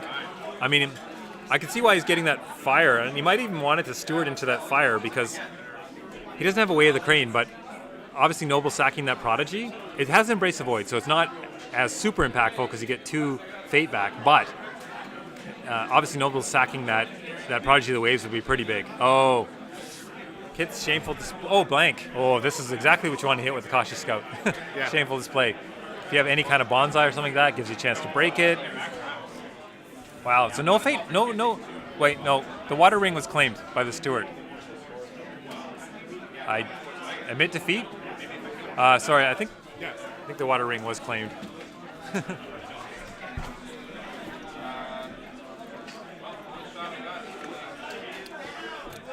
Oh, he does have the Way of the Crane. I don't know. I'm not entirely sure he wants to sack a 1 Fate. Victor just claiming that because he did win with the Steward. Otherwise, the Prodigy couldn't be used. I don't know if he really. I mean, it's still a value play to sack the Cautious Scout after the conflict, or is it? I don't know, because the Embrace will take the money back. So we'll see if he uses that Noble Sacrifice. Cautious Scout, pretty valuable in this case. I mean, obviously, it gave him the break on this, along with Mint Defeat, of course, on the. And he, okay. So, well, dishonoring the. Yeah, Prodigy. I don't know if I would. Chat, what do you would you Noble Sack here? I don't think so. Dishonored Prodigy of the Waves is not particularly valuable, and you have to give up your Cautious Scout and a Fate. So yeah, he chooses not to do it. So that makes sense to me.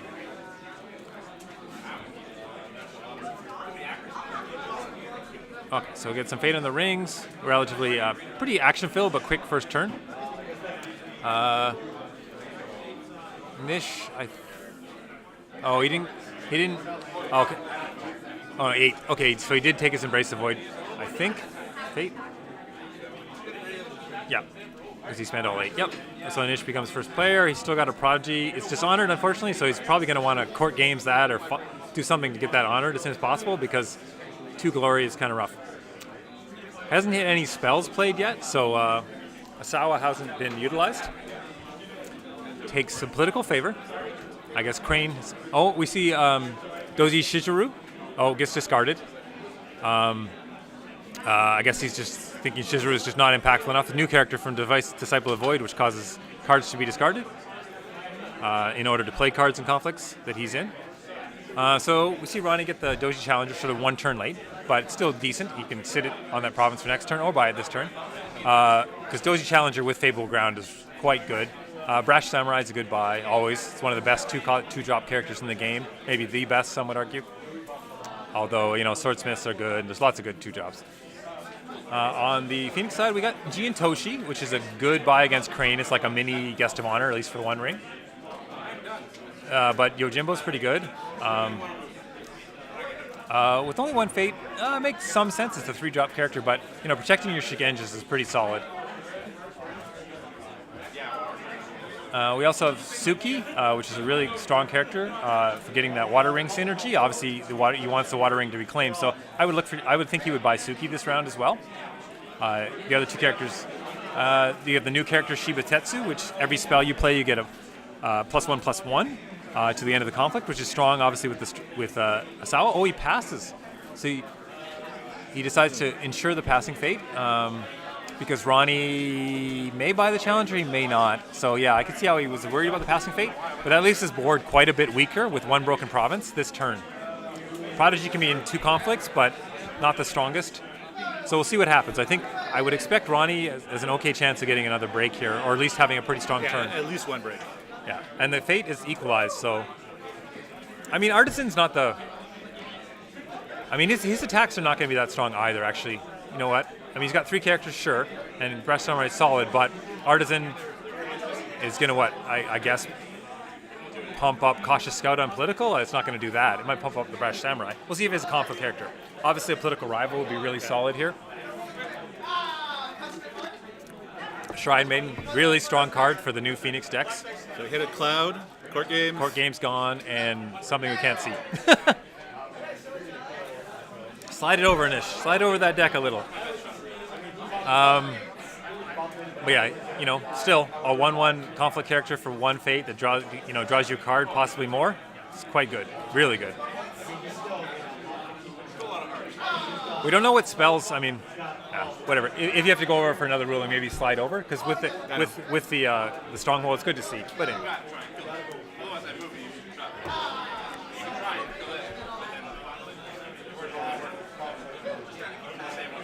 Okay, so hands are quite large at this point. Not a lot of cards played. Double 5 bids. Oh no, 1 bid. Sorry, a 1 bid from Anish. Interesting. Putting on the honor pressure.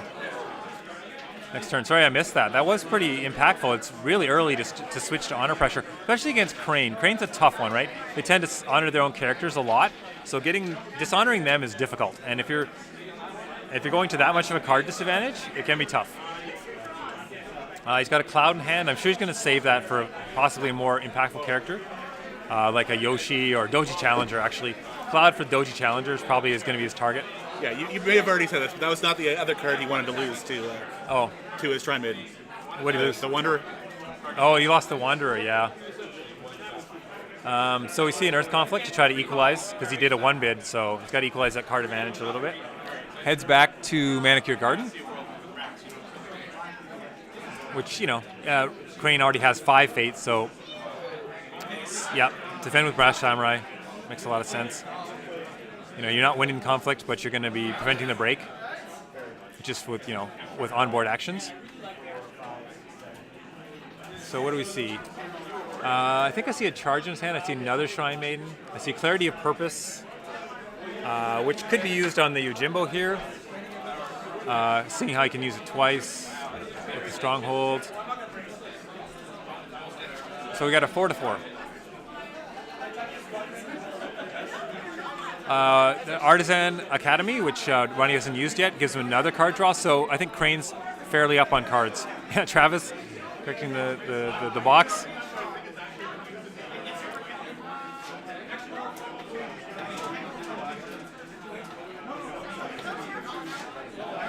Although I do think with a Dishonored Prodigy, I think Phoenix is really going to miss Suki here.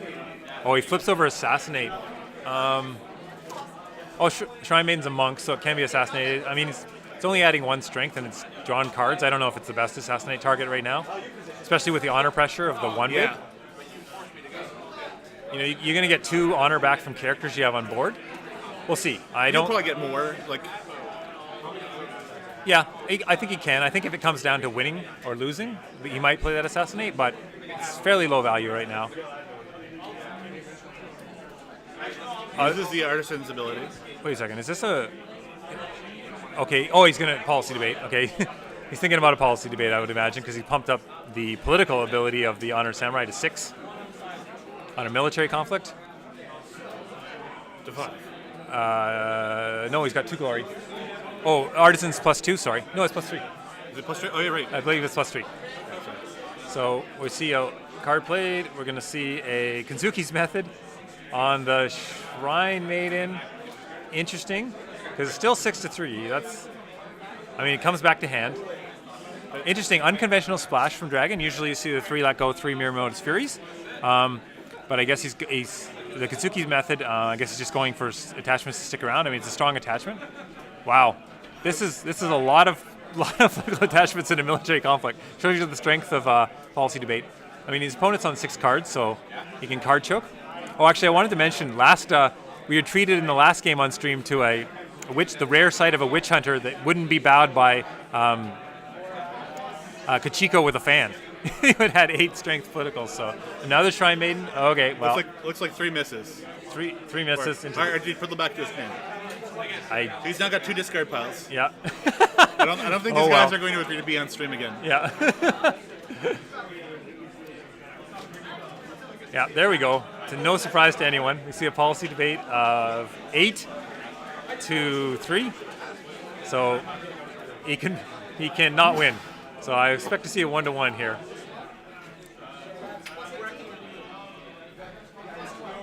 And that's a really strong political Brash Samurai. So So he did. It looks like 3 hits actually. Oh yeah, Supernatural Maybe. Storm. Yeah. So the interesting 3 spells at the bottom. Yeah. Interesting thing with the Asawa Stronghold is discarding a spell here is really quite low impact because you can just play it again. Well, discarding the Cloud of the Mind is not low impact. It's true. Yeah, you can't get back the Cloud of the Mind. A charge, he's got 2 of them, so that's not that tempting. But getting rid of a charge, because Phoenix has a lot of really good charge targets nowadays. Charge Harvey Bergman, a.k.a. Fushiko, is pretty strong. That's right. I keep thinking he hasn't gained any actual relevant power for this conflict. I keep thinking the Brash Samurai strength has gone up. But oh, I see actually that I'm looking at the deck list. these are not their decks. Oh, that's not, because I was like, there's no Fushiko, no Tadaka? That's very strange. No. I put random deck lists just to get the clans. Cards. Okay, yeah, makes sense. Okay, so policy debate resolved. Still 4-4. Phoenix is still winning. But Phoenix has, double Supernatural Storm, which would be plus... Actually... No, it's not worth it. It's not worth it. No, it's +1. You said double. Oh, sorry, +2 in total, yeah. Yeah, that's not worth it. Charges aren't all that meaningful. But he has to invest quite a lot. Yeah. I mean, you'd have to charge. I mean, you could charge. Charge Suki wouldn't be terrible because you're going to do a water conflict this turn, so you get an honor out of it. Yeah, but you want her to be in there with no fate? I don't know. Possibly. It might be worth it. Steward of Law comes down. Uh-oh. Although, the relevant... Well... This is an odd choice when you know your opponent has charge. Yeah. I mean, he might have Voice of Honor, right? Fair. I'm pretty sure he's drawn 5 twice, right? So...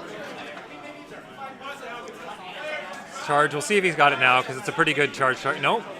Oh, yeah, he's got a voice on top. He's thinking.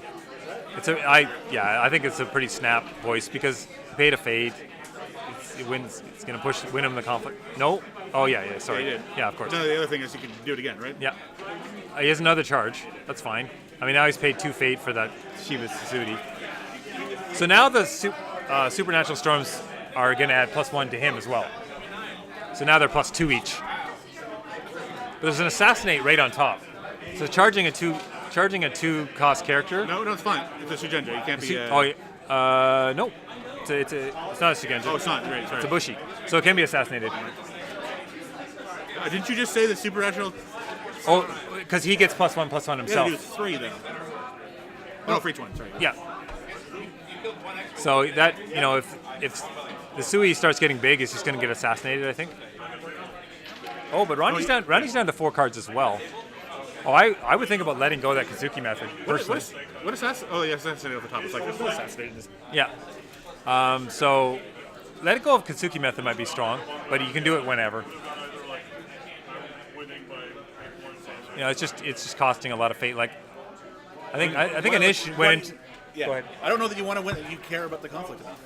No, just get rid of it. It's going to go back to his hand, right? Anish started this round with 5 fate. So he's invested a lot of his fate into this conflict.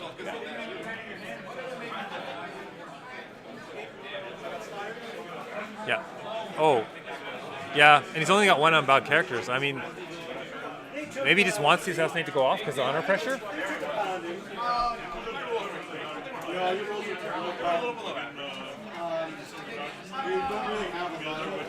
It's a little dangerous too because, I mean, it'd be the 3rd for shame, so you can bet against it, but it could be there. That's fine. Just having some discussions there about 1 die or 2 die to Oh, okay. It's an outwit as well, so he has outwit option. He's got a lot of options to win this if he wants, and he's also got favorable ground. I mean, yeah, Anisha's invested quite a lot, but so is Ronnie. He has, just not as much. And this is over. Yeah, there's the assassinate. Makes sense.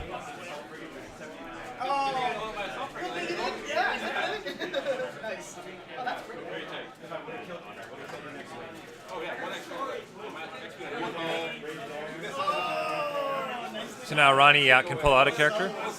Probably pull out the Steward. Still have a really good chance of winning this conflict. I mean, he knows what's in his hand, so yes. Oh, there's the karmic, the dreaded karmic twist. It came late, so the Embrace the Void, karmic twist combo is very annoying on your opponent, but I don't see an Embrace the Void. I mean, the Samurai has a fan. I mean, he could karmic twist that away, but I don't know if that's worth it. Like karmic twist onto the Artisan or something. It's a low impact, but it's something. I just mean that Samurai is going to be really rough to deal with next turn. He's going to come in 5 political. You can't court games it. You can't do anything to it, or not much. Oh, you can Fury it, I guess. Oh, camera. Little camera shake there. Okay, so we're thinking through the conflict. I think Anish gotta let this one go. I mean, he's at 0, right? Oh no, sorry. Oh, we're thinking about post-conflict actions. He won. We see a cautious scout attack. Void, I would be my guess. Yeah. Military, yep. Again, he knows what's in Anish's hand, so it's gonna be he can use the stronghold to get back 1 supernatural storm, and this is gonna be a tough one to win. Oh, that's the worst. Public forum. Public forum. 3 strength. Well, No text. oh, so yeah, that's true. So, I mean, I don't think you can't defend with both because you need the water ring to use your and your Shrine Maiden doesn't add much anyway, and you can't really win, I don't think, with this Prodigy on military. It's a tough defense. So you defend with the Shrine Maiden, okay.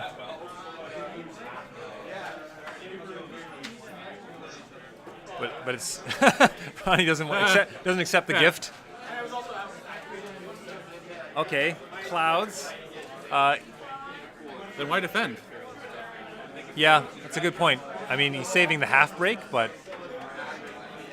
I would think this defense is not the strongest because you could, if you're clouding, then at least you could half prevent the break. He's trying to decide what he wants to do here.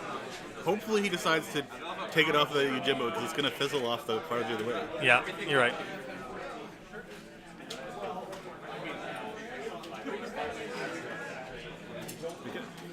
Okay. Yeah, Ronnie just let that one go. I mean, he got a fate and a card out of his opponent, so pretty good effect there. And the board-wise, you still got a Stewart for defense against a 1 strength Prodigy. No, it's not blank. It's clouded. So yeah, Ronnie pointing out he doesn't have to do that. And the Prodigy has to attack political, or defend political, so he's just going to get boxed. I guess he wants the fate. I suppose it's worth it just to claim the fate off the ring. Because Ronnie's going to go first. You don't want to give him a 2 fate ring, air, but it's... No, you might as well go somewhere else. Manicure had been used already. No, but go somewhere else. Oh, Scout, yeah. Because he can use the Yojimbo to prevent... Yeah. Oh, that hurts. No, it's not a card. Stronghold's not a card. Stronghold's not a Or card? triggered ability. It's not... Yeah, triggered ability. Rings doesn't matter. Yeah. But the... I think you remember. Correct, yeah. Yep, you're right. Oh, so he claims it. Okay. So Ronnie's down to 3 honor, but it's going to go up to 4 at the end of this turn, and then 5 possibly with the next turn. Still not in the trouble, but it will force Crane down to fairly low draws. So I suspect he'll keep that Academy. Often Crane doesn't, but it's pretty valuable right now at this low card count. Both players are pretty low on cards. Even though Shrine Maiden drew 4 cards last turn, he's down to 3 again. A lot of cards and conflicts here.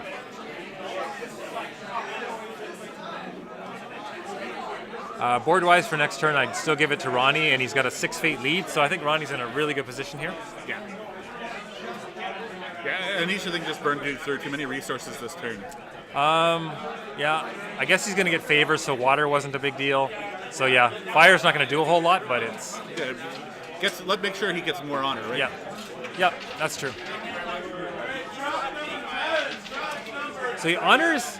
Oh, Voice of Honor, yeah. He honors the Steward for next turn, so it's going to be very hard to turn off Voice of Honor. Whoa. Oh, so he opts not to let go the van, which I can see, because he saves the let go for Cloud the Mind on a big character.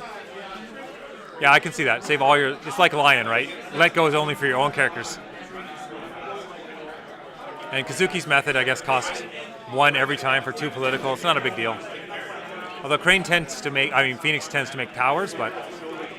So we haven't seen a ton of usage of the Stronghold, so a lot of impact, and was used last round, but so far Asawa's been a little underwhelming. So Ronnie heads up to 12 fate with a Doji Challenger going first. 35 minutes to go. I would think that Doji's worth 3 fate. Oh, yeah. Oh, he chucks it. Why would you? He's got the favor. He's going for Yoshi. Crane players love Yoshi. Got to get that Yoshi. That's fine, but... I know, I'd keep the Challenger too. Challenger's one of the best 3 drops in the game. Oh, and ditches the Artisan Academy. Okay, we know what he wants. That's fine, but...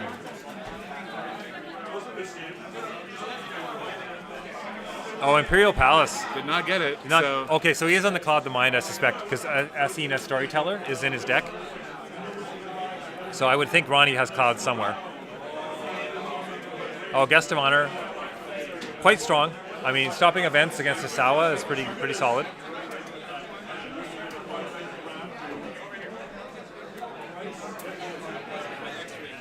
So, Guest of Honor, 2 Fate, yep. Okay, hopefully he takes that for fade off the middle of the table. We see another Shiba Tetsui come out, so he's planning to play some spells. He's a strong character. Again, I'd like to see him buy Suki this round. It's later the Prodigy's going to go away, but she's a good character. One assassination's already been used. It'd be very dangerous to use another assassinate. So I'd almost go Suki 2 Fate. I think about it anyway. I mean, you can deny your opponent passing Fate again, but I don't think you can afford to go 2 characters to 4 again. With the Storyteller, the honor pressure doesn't mean anything. Like, he doesn't care about cards. He gets cards. He gets cards, yeah. So I think about Suki 2. Suki 1, solid. I mean, keep some Fate, but...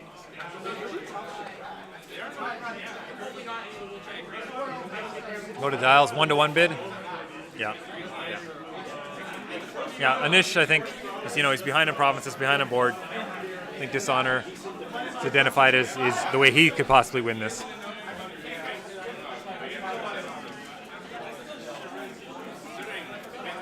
So yeah, Ronnie's Fate evaporated, but he got 2 really big characters for a couple rounds. So, I mean, that's a lot of political strength. I think he's got a really good chance of breaking, a province around. It's going to be hard to stop that, if not 2, if he wants it. We'll see if this is a military attack or political. Probably, I would think it's military, but...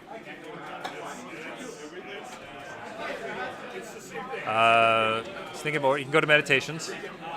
It's probably stronger than political. Yeah, he's like... Ronnie's actually thinking about how badly he wants this Fate here. I don't think he wants it that badly. To give him the water? Well, he's going to claim water anyway, but another honor, eh? Oh, go meditations, Ronnie. I think meditations. Yeah. I mean, you can, if you have to, just if the game starts going longer, you can just avoid public forum completely to try to race to the stronghold, but. Or keep it around to just farm with your little attacks. So let's see what the defense is here.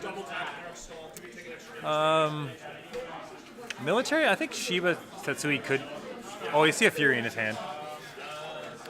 He could Fury. Well, he only drew 1 card, so... He's got to worry about voice. Well, but it's only... yeah. But, I mean, it's probably worth a no defense Fury here, given you have less characters on the board. We'll see.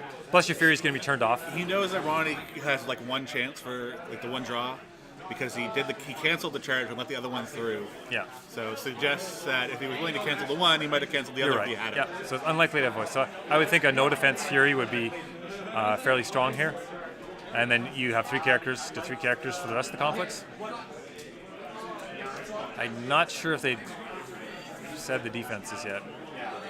Yeah, no defenders. Well, is he passing? Oh, oh wow, he lets it break. Okay. Did he not? Maybe he missed something? Oh, he looked. Okay. They shuffle back in. That's fine. So, yeah, I guess, Meditations is not the strongest province. You might want to force your opponent into something else, but thinking about your Fury, because, if he flips over 1 more province, then a lot of characters can't be Furied. Right. For Cream. But a lot of characters still can be, so the 1 glories. Yeah. And you can't play it when Guest of Honor comes in, so... Okay, Kazuki method comes down again. Is he thinking they had other things he wanted to spend his Fate on? Maybe that. Now he has... that's his strongest military attack. So maybe he was thinking he wanted the Katsuki method and a clarity of purpose there. Yeah. As an issue, I might have been thinking about a military first, so that's why I think the Katsuki method's an interesting play. Because your strongest military character is that Shiba Tsui. Yeah, I don't think he's appreciating how much the Guest of Honor might impact the plan that he has right now. Yeah, I don't think he can win a political if Crane doesn't want him to. I mean, it's a 5-strength storyteller, Guest of Honor. Well, it's got to be the Guest of Honor, because I think Anish is thinking, I got a lot of events now. Yeah. I've got, he's putting both in. Interesting. So he's going in for a 3, because Shiba Tetsui is not going to do anything if Guest of Honor goes in, right? Which Ronnie realizes and pops it in. So it's currently tied. So this won't let him win, but I'm sure he has some card. Yeah, he's got two court games in hand. Unless Anish had another clown. That's true. But I don't think that he does. No. I mean, he will get to unbow the Prodigy and honor the Suki, I guess. Okay, so Ronnie's being quite safe on this.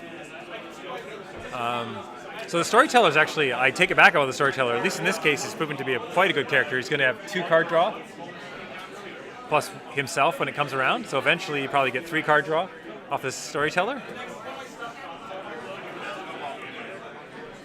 So we see a 5-4 defense.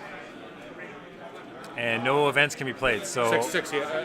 Oh no, he switched. He switched to favor. Switched to favor. No. So it looks unlikely. I don't see Phoenix winning this conflict, but we'll see what happens. He almost fertile field that, but he caught himself at the last moment.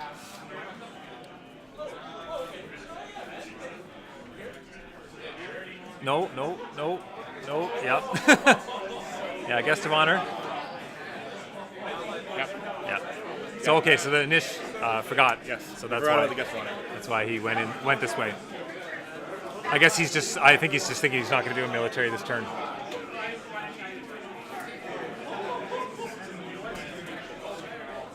I mean, well, Storyteller will probably is Furiable now, most likely. So Yes.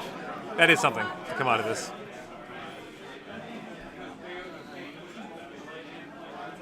So now he's going to honor the Souk.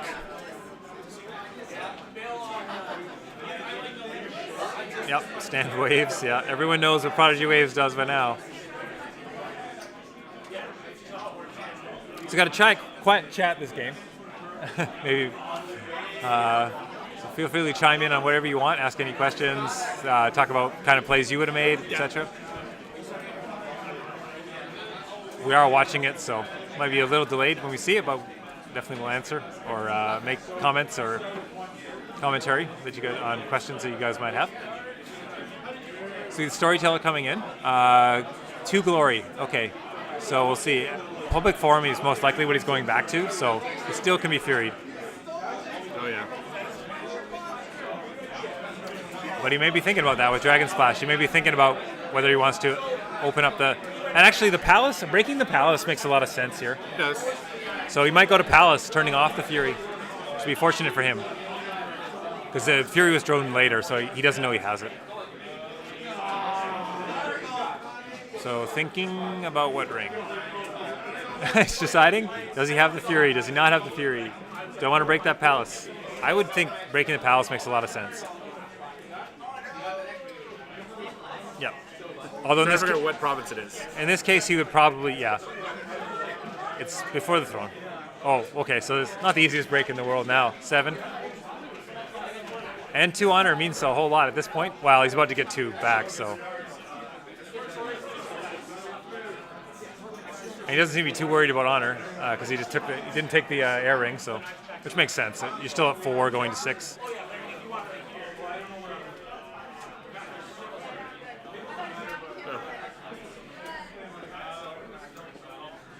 No break. 5. Yeah. Anish is looking forward to that break. Although I don't know if I want Crane on my stronghold quite yet, but Yeah. so actually Wait a minute. it's fairly fortunate if he keeps that Palace because he's got a difficult to break province and public forum. So he's got time to mount some kind of comeback. Because with heavy defense, he could delay it 2 turns to get to the stronghold, or delay it next turn. And if it's Now thinking, do I use my Supernatural Storm to break here? He's gonna play this Supernatural Storm from his discard. I guess so. You can use your. Oh, interesting. Yeah, that's an interesting play. So he supernatural storms the Storyteller to try to push him to break because he wants to take the. He wants to take the 2 honor from his opponent. I mean, he can't get Oh, no, actually, if and he's going to get unopposed heirs. If Ronnie can't play a character, he loses the game. Yeah. Does he have a... Yes, actually, this is a really heads-up play by Anish. He noble sacks. Wow. He noble sacks. You're not going to see that every day. He noble sacks his honored 2-Fate Storyteller to prevent an unopposed attack and prevent the province from breaking, because he would have lost the game on an unopposed heir. And he can't believe he had to do that. He loses a 6-Fate investment. Wow. You don't see that all the time. That's really interesting. It's the type of thing you see when somebody's going against Feast and Famine. Yeah. I once had to mirror Modus Fury my own Ageless Crone because the opponent played a fan on it. 2-Fate to not break a province. So Void goes back, and he loses the Void Ring that would have got rid of it. Wow. Tough.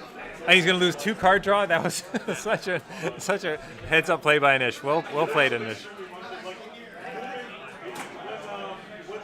Well, he's still going to get an unopposed heir, but... Or Earth. Earth is pretty solid here, too. A little more impactful at this point. Didn't he do political first? He did political first, yeah. Because there's the ring. It's Fire, Earth.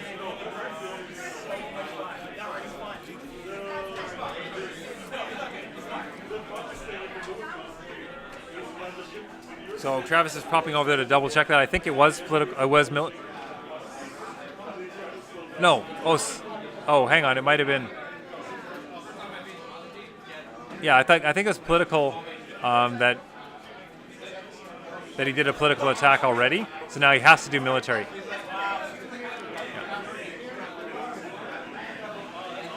Okay, but that Suki should still be honored. Yep, they're correcting everything. Yep, it's easy to forget. That was a long conflict. Very, very strange. So easy to forget which conflict you did first. So Travis is on top of it, as usual. So we have unopposed Earth. Ranio on 5 cards, so this is pretty big versus 5. So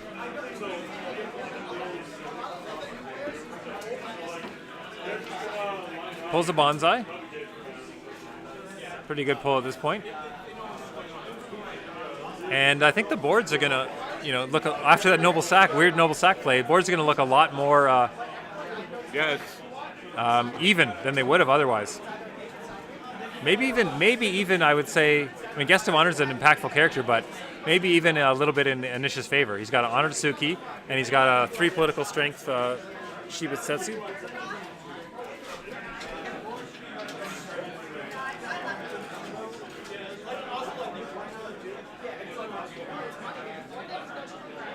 Gains 2 honor, yep.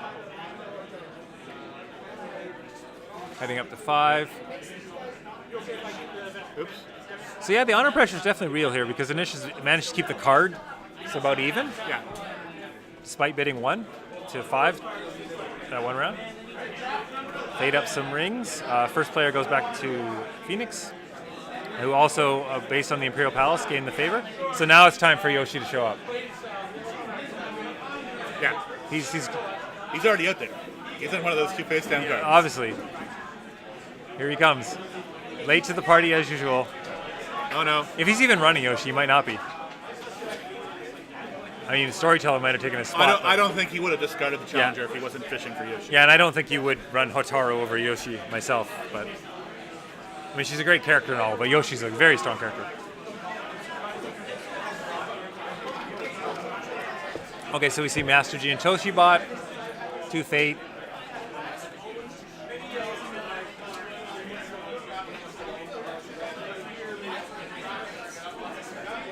Savvy Politician. Interesting. I mean, it's a low number of cards. I might think about fading the Savvy Politician. Sure, he can get assassinated, but yeah, I think it's fine in this case. There's not that many cards in hand. He's going to bid 1, so yeah, Solid Scholar is definitely solid here.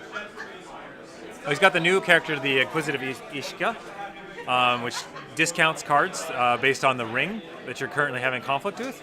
Doesn't have a lot of cards in hand, but that's a fairly good character. I know it's controversial in the Phoenix, at least in Phoenix chat, how good that character is, but I think it's quite good. I like economic characters. I play Crab, so I like the econ game. Yeah. Arnie's out of money here. He's got some good characters, but yeah, little weak on the military side. Got a pretty strong board for 2 turns. But then again, he has to break public forum twice, so. So Giantoshi has to name a ring. Hopefully he points to it or something so we'll know. I got the mic on, so. Oh, okay. If he remembers. I have a feeling he might forget here. Yeah. Poor Travis might have to head up there again. Unfortunately, he did forget the trigger. Oh, it's a trigger. It's optional, so Nope. Oh, he didn't. No, it's fine. Yeah. Yeah, I mean, she's got okay stats, but obviously this ability is obviously why you buy her, so you don't want to forget it. So he's naming the Void Ring. Makes some sense. He wants to clean up that board a little bit, get rid of the Guest of Honor. Well, one of the Guest of Honors for next turn. You'd like to play events in one of your conflicts.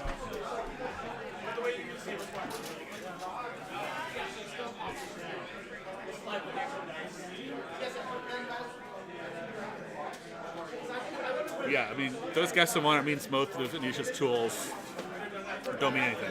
Yeah, I mean, Anish has a pretty decent political board, so he doesn't necessarily need cards to prevent breaks, but it certainly would be nice.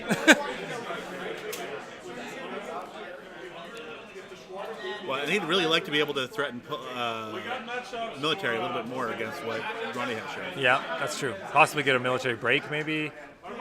And obviously, that it's really hurting that Shiba Sui's abilities by not being able to play any events, right? No pumps for it. Yeah. And you could double pump it. So I'd go military with these two because it's quite a bit more military than he can muster. He's opting for political. I mean, you have a bigger political score, but so does your opponent.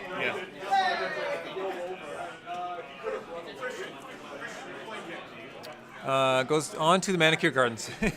Back to the Manicure. I think the Manicure Gardens gotten 3 fate, maybe 4 in this game. It's a very valuable province. So he's coming in with 3, 9, 10. He's got the political favor. Oh, Suki's a one glory character, sorry. He's got 6, 7. Sorry, yeah, you're on it. Yeah. So, I mean, you can obviously stop this if you want to, but it costs you a lot of your own power. I don't know what Ronnie wants to do. It's void, so he can't play any of his cards. Right. I don't know. You're up on breaks. Do you let this one go and just take a break and try to go break on the other way? Well, I think the real question here is do you throw a chump in so you don't lose any money? That's true. Yeah, maybe Savvy's politician. The only problem is it always hurts to defend with something that doesn't even stop the break. Sorry. Overlay's not updating properly. There's 8 strength today. 3, 6, no, 7. Political favor. I know, 7. 3 and 3. She's one. She's 1, 2. Oh, she won? I thought she was No, she had 2 honor. Yeah, me too. At first, but 2 glory, but she doesn't. I could see the top of the 1. I'm fairly sure. You might want to double check. Oh, she does have 2. We were both right. Both right the first time. Yeah. So I don't know. Yeah, I mean you have to throw all your characters. You're not going to throw all your characters at this. No, I would say this is. I actually think this is a no defend. 300 is not that dangerous. You can go back air if you really care, and you go back air. No defend, go back air. That would be what I would do. But I mean, or Guest of Honor and just prevent the break if you want. I think he's saying no defend. Take the break.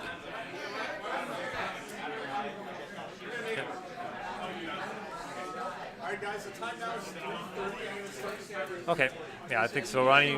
I mean, so do you try to get rid of that palace so you can start getting favor?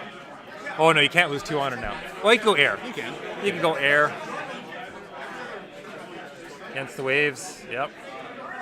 Because she's everything. Suki's everything.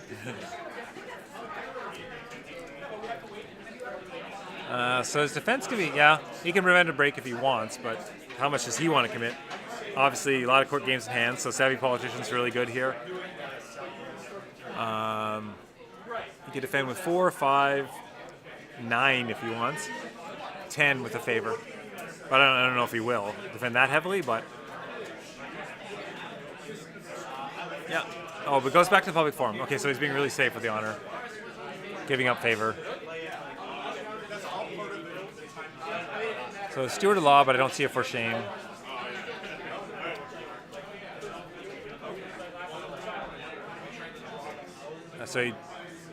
I mean, you have so much honor. Do you chump block? Do you chump block? No, I mean, this is just you don't. It's breaking still. You can't play events. I mean, it's either big defense or no defense would be my call here, but I mean, you have a clarity for your, so you could defend with your Giantoshi and clarity it if you want. You can't play it on. Oh, you can't play events. Yeah, I don't know. Just put your hand on the table. You can't play events for the rest of this round.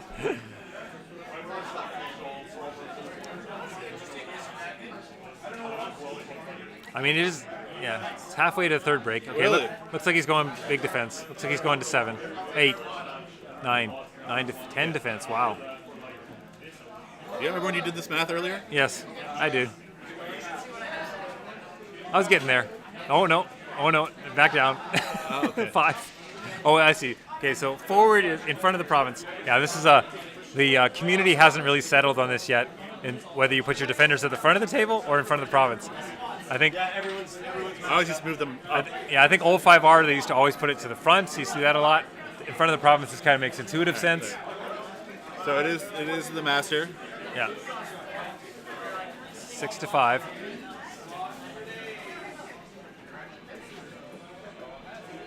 I think. It's 5. He's 2-4. Oh no, it's Yeah, she's not updating. So losing, they're just going to prevent the break. Court games, yep.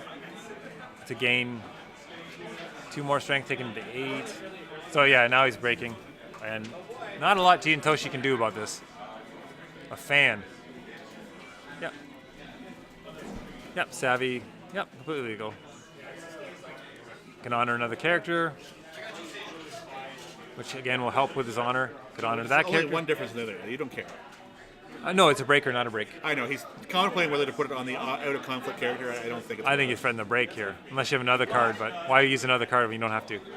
You can honor that other one next turn with your savvy. So yeah, so outside of a fan, I don't think there's anything he can do. You can. Oh, he can. Yeah. You can assassinate. He can't play events. Oh yeah, you can play. Assassinate the. Oh yeah. He's got a fan. Yeah. That's it. But it is public forum, so unless he can military break with a guest or a character, is not on Stronghold next turn. Well, second conflict he might be.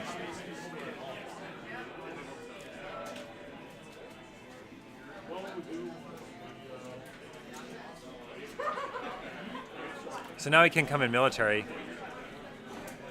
So yeah, he might get a second break here, right?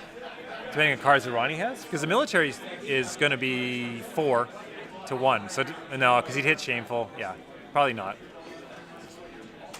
Remembering that it has to be 0 fate for the karmic twist. Yeah, he can't. I don't think he wants to karmic twist the other way. I don't think he wants to make the legal karmic twist. I mean, 1 fate is off. It's not the best. You can karmic twist and karmic twist it back, just to send a message.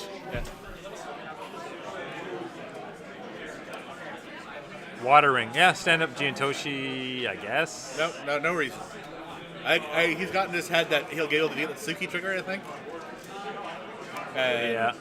Is there another scholar? Yeah, there's a Solemn Scholar. But like that doesn't That's matter. not a big deal. Oh, well, hits meditation. It's a good hit right now. So if Ronnie has a bonsai, well, no, his honor situation is not the best. I mean, but a 1-strength guest of honor is not the best defense for this. I mean, it's most likely going to stop the break, but... So interesting. No earth claimed at all, despite having a Solemn Scholar. I mean, it's a 1/1 body. It's not bad, but...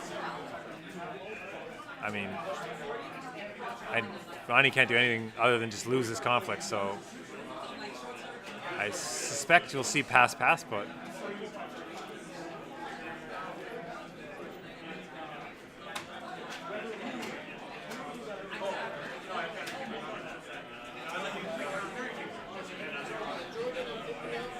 Okay, so Anish keeps the favor. We go into most likely the final round, I would say. Which means Ronnie's... So it's like, it's all about that trigger, but why? Yeah. Ronnie's like, are you getting anywhere near 25? Is this something I need to start thinking about? Yeah, because obviously Fire Ring. Did he get a fate from it? I missed if he got a fate. I think he might have got a fate. Other than a fate, I can't see it because Fire or Earth would have been a lot better. But yeah, he might have got a fate. Yeah, he is getting a lot of honor. 6, actually no, 10, 14. No, he's not close. Again, for people who missed the previous comment, sorry, 15. We did have an honor win before with a Crane deck in the previous round against Nish. He's seen the promised land of honor wins. Okay, so yeah, Ronnie's board's a little stronger this round. I'm not sure there's going to be another round. Ronnie's 9, so he can buy Hataru if he wants, which would be quite a strong character to have. But a double ring trigger, not so great right now. Isha has to go because it's on a broken province. Okay, let's see what the flip. Yeah, keeps Hataru. So another guest of honor. Oh, there's Yoshi. So he is late, very late to the party. Oh, Tadaka. Well, Anish can buy Tadaka, which I think seems to make sense because then it's goodbye to a lot of Ronnie's events. I mean, he's got to know it's late, so he can buy Suki and Tadaka, or Suki or Adepta Waves and Tadaka.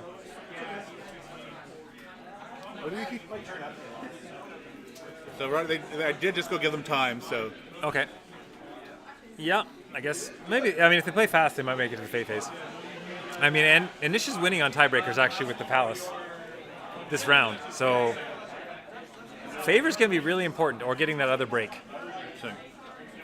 Now, Hataru plus Guest of Honor, I mean, Ronnie can get another break if he wants to, but he might give up a break to do it. I don't know if there's anything that really Ronnie can play at this point. I think... Oh, he's got to let go. He's got a couple things. He's got Outwit. He's Outwit and his Let Go are live. Oh, I mean, he can go Political Earth. He's first player. He can win Political Earth, I bet. That's true. So yeah, Tadaka's is very disgustingly very good. I'd say bordering on overpowered, especially against Crane, Scorpion. But he's not. Yeah. You can at least do something. And the Earth Ring has a fate, so For both players, it's I get another character on the board. Loading up on fate doesn't make any sense here. Well, Anish ran out of money, but no, he put 2 on Tadaka. Oh yeah, that makes sense. I agree with you. I would have we should see a Challenger and Suki in play. I mean, 1 on Tadaka and Hataru at the most. I mean, you risk the Void Ring being used against you, but you don't really care. You're probably not going to next round. Yeah. I mean, you having a fate to not be vulnerable to water is useful. That's true. But Challenger with no fate even might have been. You go political, you drag Tadaka into a political. Yeah, we'll check one more.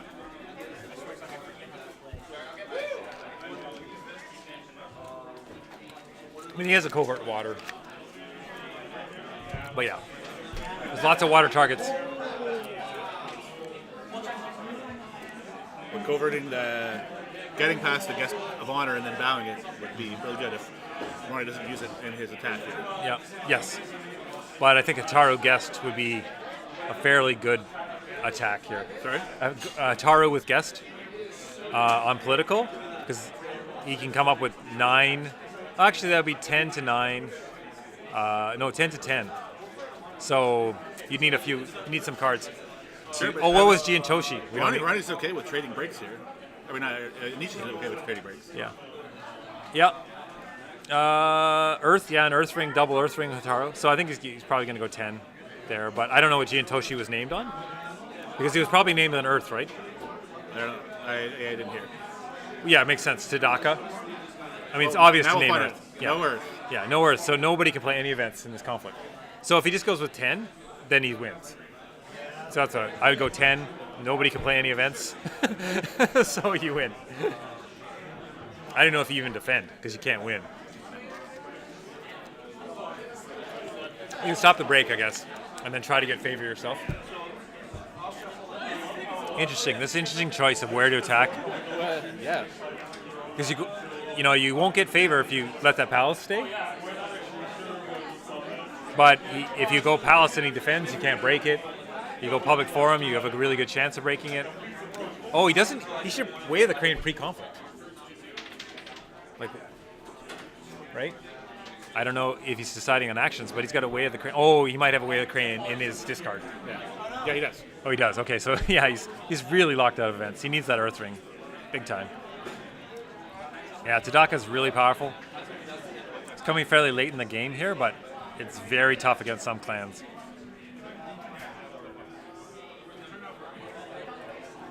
I play Crab Uni, so I've actually taken out events because of the Tadaka factor. Went back to katanas over bonsais, etc. Wow, all in.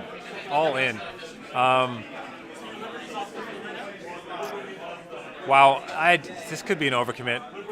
Oh, I think it's an overcommit both ways. What, is he defending? He's defending with everything. I mean, the break is going to prevent the break. Who cares? I know. He's going to lose on tiebreakers. Does he have a conflict vector? I didn't see one. But Ronnie does, so yeah. And Ronnie has more fate. Like Ronnie has probably more conflict vectors in his deck, so I would be worried about conflict vector. Oh, he's got a charge. Doesn't really matter. No one can play anything. No one can play. No. Oh, he can play that. But I still don't know. Right, we should have known that. Yeah. 4, 8, 11. No, it's 12. It's 12 to 10. Yeah, 12 to 10. Okay, and no one can play anything. Okay, so No, it's more than that. Sorry. no, it's 12. 13. 13. Yeah, 13. So I don't know what. We'll see what Inish's plan is to win this.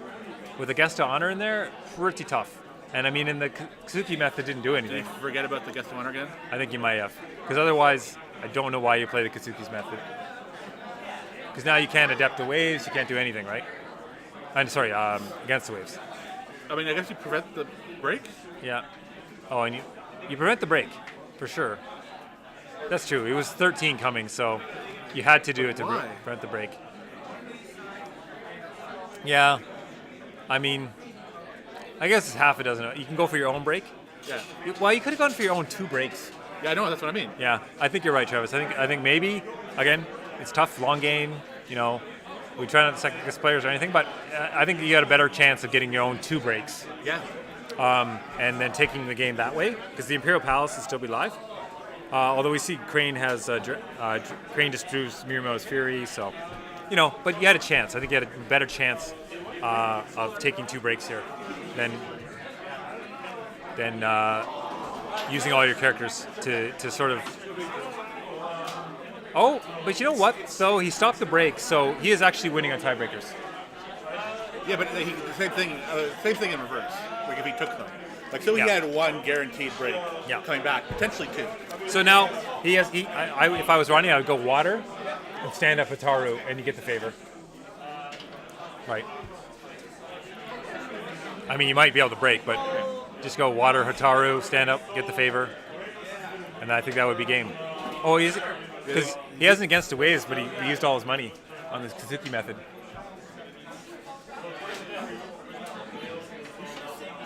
Oh, he's thinking about fire. I mean, it has a fate, but don't do it. Don't do it. Go water. Get that favor. Imperial Palace, too much. Too many rings. Too much. No, he's going void. But it's only a minute left. I mean, they might make it to the fate phase. He might make it to the fate phase, and then get rid of Giantoshi, which would be big. And again, it's easy to forget about time in this game. You're very into the game. Yeah. He's got a charge. Does he have a charge? Oh, he won Earth. No, he won Earth Ring. So he can play his hand. So if he had a charge, he could have played it for the break. But yeah, it's interesting. So they do make it to the fate phase, right. Just technically speaking. Yeah. So yeah, the void makes more sense now, rather than trying to snag the favor for that turn. And definitely he has the upper hand at this point. Wait, did Hataru have 3 fate? Yes. Wow. Oh, I didn't notice that. 3 fate Hataru. It's hard to tell with the you mean Master Giantoshi? He was on Earth. It was on Earth that turn, so stopped. Basically, that conflict was a attachment only conflict for both players. The Earth conflict. Chucks the guest of honor. See, we'll chuck the Yoshi. I guess you could just buy it as a big body, but you don't have the favor. I mean, I think I might go guest of honor over keeping the Yoshi. Oh, he had to get rid of the guest of honor. He's got 8 fate, so he can't even buy Challenger and Yoshi. Yeah, well, I mean, Yoshi's a great character. He's big body. So Ronnie doesn't want to.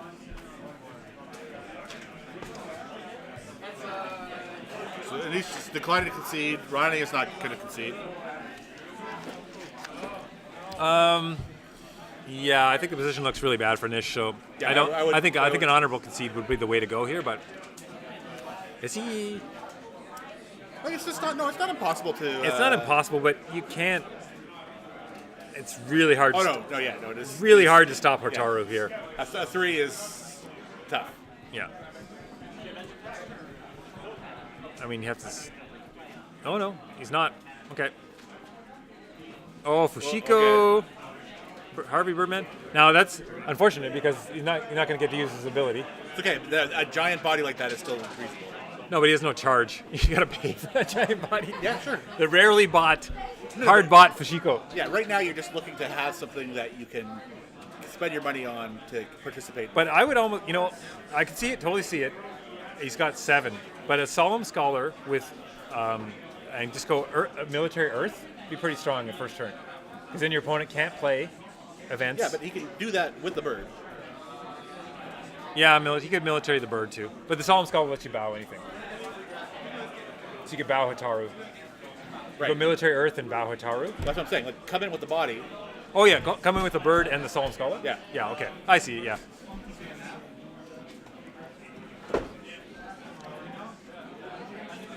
How much? Okay. Oh, not the Solemn Scholar? Well, we'll see. I don't think we'll get bird this round. Then we'll see.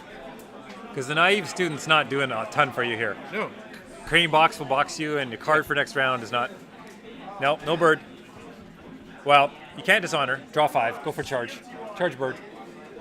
Draw 5. Like give up on the honor victory. All right. No, he can't bid 5. He can't bid 5 Why not? because he'll tie the honor. Oh, okay, bid 4 at least then. Like, don't bid 1. We'll see. Yeah, he's counting.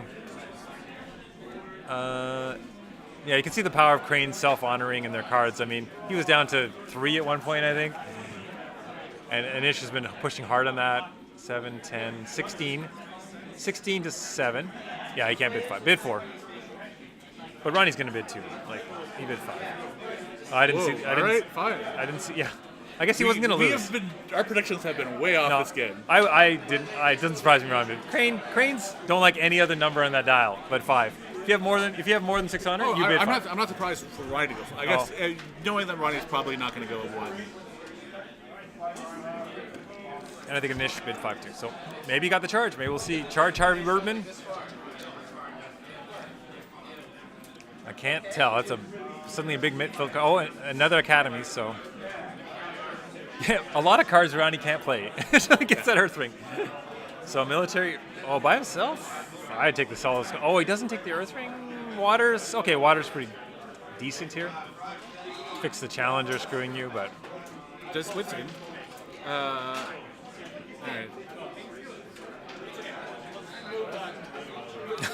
he's checking all the events he can't play, which I think is almost everything in his hand except for Let Go. Outwit.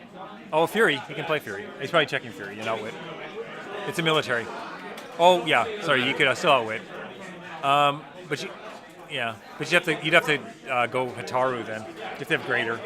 I don't think you want Hataru to defend. Just Fury this guy. Right? He might have against the waves. So Fury might not do anything. And if you play 1 Fury, you can't play 2. Well, Outwit is a guaranteed, right? Or, well, no, he has to get someone big. Oh, yeah. Okay, here's what you do. I think you charge Yoshi. Oh, you can't play events. No. You're screwed. Yeah. Yeah. Yeah, I can't. Sorry. I had all kinds of schemes, and then I realized, well, Tadaka. So you could throw a body in there to try to avoid the break, but with you not being able to play events, I don't know. Is it a lost cause? Maybe not. Your opponent has to come up with. I mean, only 2 more strength. I don't know. What does chat think? Is this a defense or not a defense? Yeah, you don't want the break happen.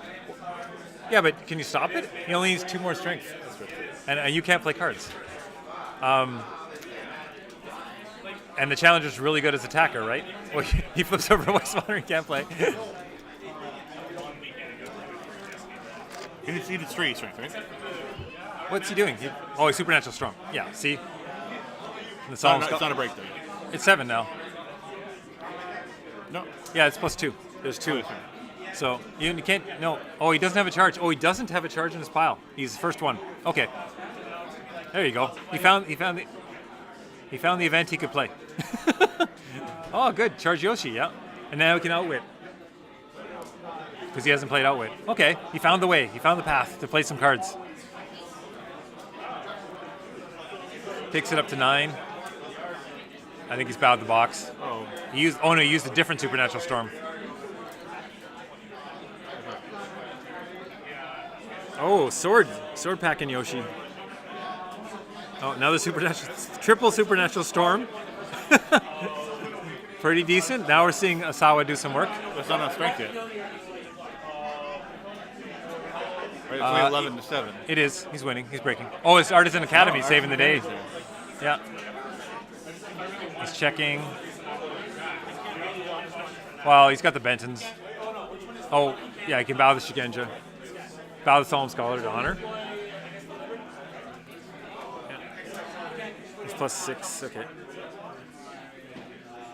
But he could always just outwit. Outwit will be pretty big. Waste a lot of cards. He doesn't trigger the meditations, but it's not that meaningful. Yeah. Does it now? Oh, he's got a Censure. He can. No, he doesn't have the favor. So yeah, Bentons.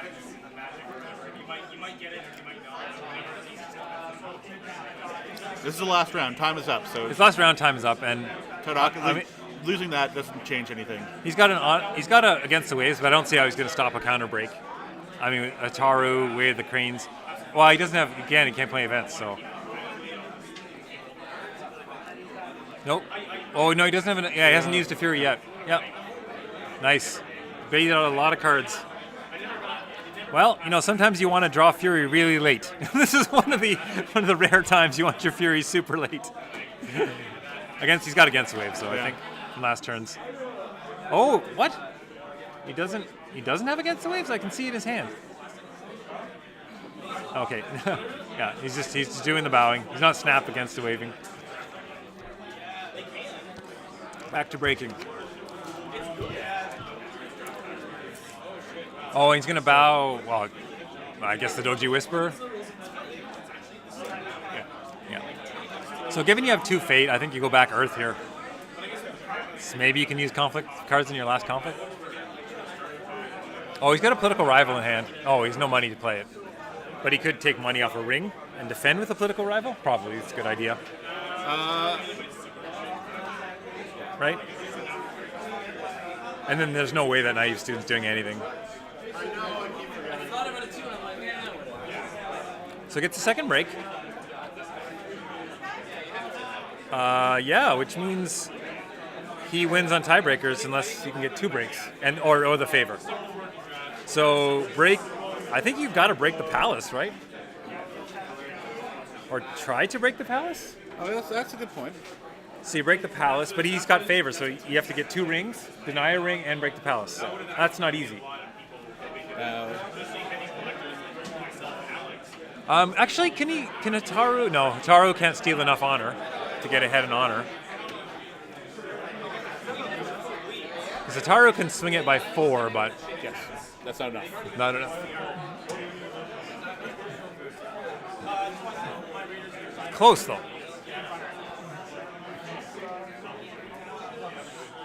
Yeah. So if he's got a military cards, he might get a double break, but I don't know. Yeah, I think Ataru is the right way to go. No, he's clouding. No, he's embracing. Embracing? Okay, sure. Oh, Karmic Twist. No, it's not. He can't Karmic Twist. Yeah, it's unique. But I mean, it wouldn't matter anyway. It's the last round.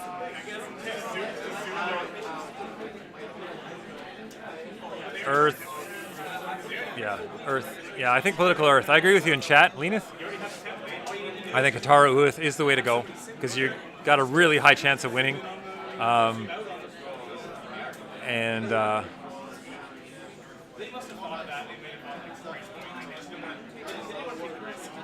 And then you can, well, I mean, I know he's looking at the way of the cranes in his hand and thinking, oh, I'd really love to honor my Hataru first, but I don't think you need to here, because I think I saw a fan too. Maybe not. Oh, hey, Box. I know Box is a big Phoenix player, so I'm sure he's cheering for Nish. This one's coming down to the wire based on tiebreakers, and and that Palace doing huge work. I don't know if you guys caught the earlier play with the Noble Sack on the Asahina Storyteller with 2 Fate to prevent him losing the game by dishonor. It was you had to do your own. Oh, sorry, Box. Are you not a Phoenix player? Did I get it wrong? All right, he's going to try. Does Anish have a clarity? Will you remember that he has clarity? Yeah, I don't think I saw a display of power in Nish's deck. Maybe. Oh, sorry, Box.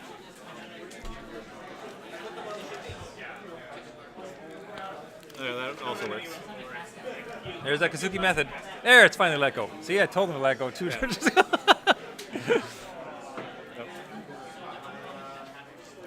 I think he's going. There you go. I think he's wants to get a break. I think he's confident he can get a break here with a Hataru and a fan, and he wants to get the favor. Because even with the second break, he's going to lose on tiebreakers, Leanith. So the Naive Scholar's not bowing anymore, so he has that to. He can just leave it to keep the favor. Naive Scholar is it's defending. Clarity purpose. Oh, he's clarity. No, bow him with the box. You can't. Clarity purpose. Oh, he can't clarity. Oh, he clarity purpose. Nice play. Nice play. Yeah, so I think Anish, some really clever plays at crucial points. I think he's going to win this on tiebreakers. Breaking the Palace doesn't matter. It would have if you could have got the other ring with the Stewart. It'd be 2 rings to 1. But now that the Naive Scholar is standing, yeah. I mean, if he could have got the Earth, well, could he have set up some Noble Sack play with a Fire Ring? Like if he's got a court games. Yeah, he can, but he's already qualified. Yeah. So we're just going to go handle the scores. We'll be back pretty quickly for the next round, I think, but give him probably about 5 minutes or so. Yeah. Okay. Thanks.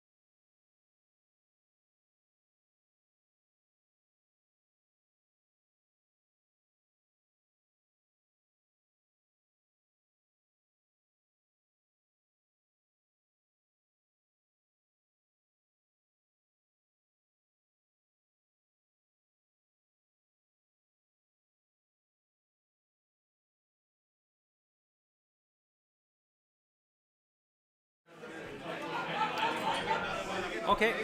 Hello, everyone. Welcome back to 401 Games, where we're having a Stronghold kit. This is the third round against Zachary D versus Victor N. Crab Unicorn versus Scorpion Dragon, I believe. I'm not 100% sure. It might be Scorpion Crab. That's Crab. Is Crab? Oh, Scorpion Crab, yep. So Zachary D is Bayushi Noman. You may know from Discord League or Discord. He's quite active on there. Yeah, and I do believe he played Scorpion Crab there in the LCQs and the league, etc. So this will be an interesting game. I think Scorpion. I'm curious to hear what the chat's opinion is. I think Scorpion is somewhat favored, not heavily so, in this matchup, just because Crab Unicorn wants to build those towers, and they're somewhat susceptible to Fate Worse Than Death on the characters. But we'll see what kind of high impact plays Crab is able to get back. Plus, military defense is not exactly the forte of Scorpion, but neither is political for Crab, so we'll see how it goes. So it should be interesting to see. Okay, so we're doing the mulligans. Sorry, I missed the Dynasty mulligans. Crab does a single.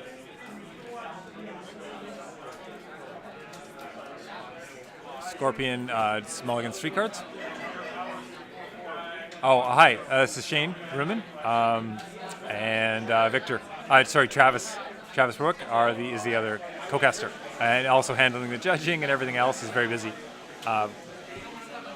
So it'll be my voice you're suffering through mostly here, but Travis will join us in probably a few minutes. Okay, so I see Zachary's a fan of the big pile of tokens, maybe sorting them out now, and the flip. What do we got? Crab side, we have Satoshi, which is I think pretty strong in this matchup. Want to get those keepers. He's got a little extra card draw. That's nice. And a Heated Guardian to go with it.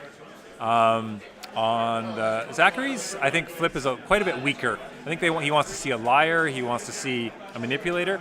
Sorry, not a liar. Yeah. Here he gets the blackmail artist, which isn't going to be very impactful right now, and a rumor monger. Now Crab isn't really looking to honor their characters too hard, and he's only got one character right now, so rumor monger's not going to help a lot there. We see Crab get the passing fate. Yeah, he knows what's up. Goes Satoshi heavy to 3 fate is a good play, especially since first round. Satoshi's very valuable, political skill, and Fate Worse Than Death, Void Ring. You don't want Satoshi to disappear. So Crab gets the passing fate. We know that Scorpion likes to do that too, but we'll see how much pressure Scorpion can put on with their conflict characters early, like Yanasumi, Yujimbo, etc., with the covert to get some early breaks and really put the pressure on Crab. Because we know Crab, long game, I mean, they're both good late game decks, but certainly Crab's Dynasty gets stronger and stronger as the later the game goes, or at least the Dynasty differential. Okay, so Victor, if I was him, I'd consider passing my first conflict and then possibly defending, depending on the province, or maybe you want to go political Earth, but I don't know. I think Scorpion can handle that pretty well. You can political Earth, use Satoshi, try to get some keepers, but I think he's thinking mostly defense. So it looks like he did pass his first conflict.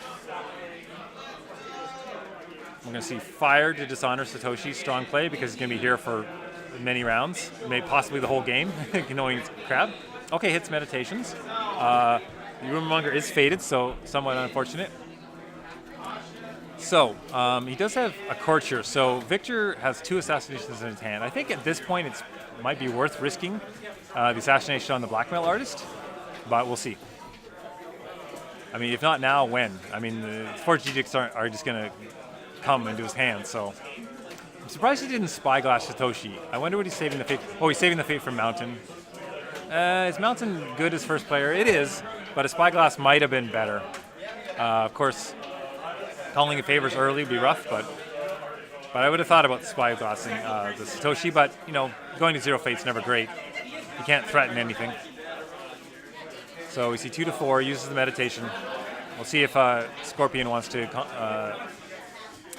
to be tough. I don't think he's going to put any cards into this because... sorry, there's a fate exchanged. Why? Oh, it's a military. Sorry, that was a military conflict. Well, Victor chose not to use his box. That, I don't know. was an interesting choice. I mean, the favorable ground was there. I wonder why he decided not to use his box. Okay. But anyway, Satoshi could just get dishonored on the military fire ring. Sorry, in my head it was political, but obviously political's much better to do with the blackmail artist. Oh. Sorry, why? Oh, okay. Satoshi. Sorry, guys. I thought Satoshi was defending.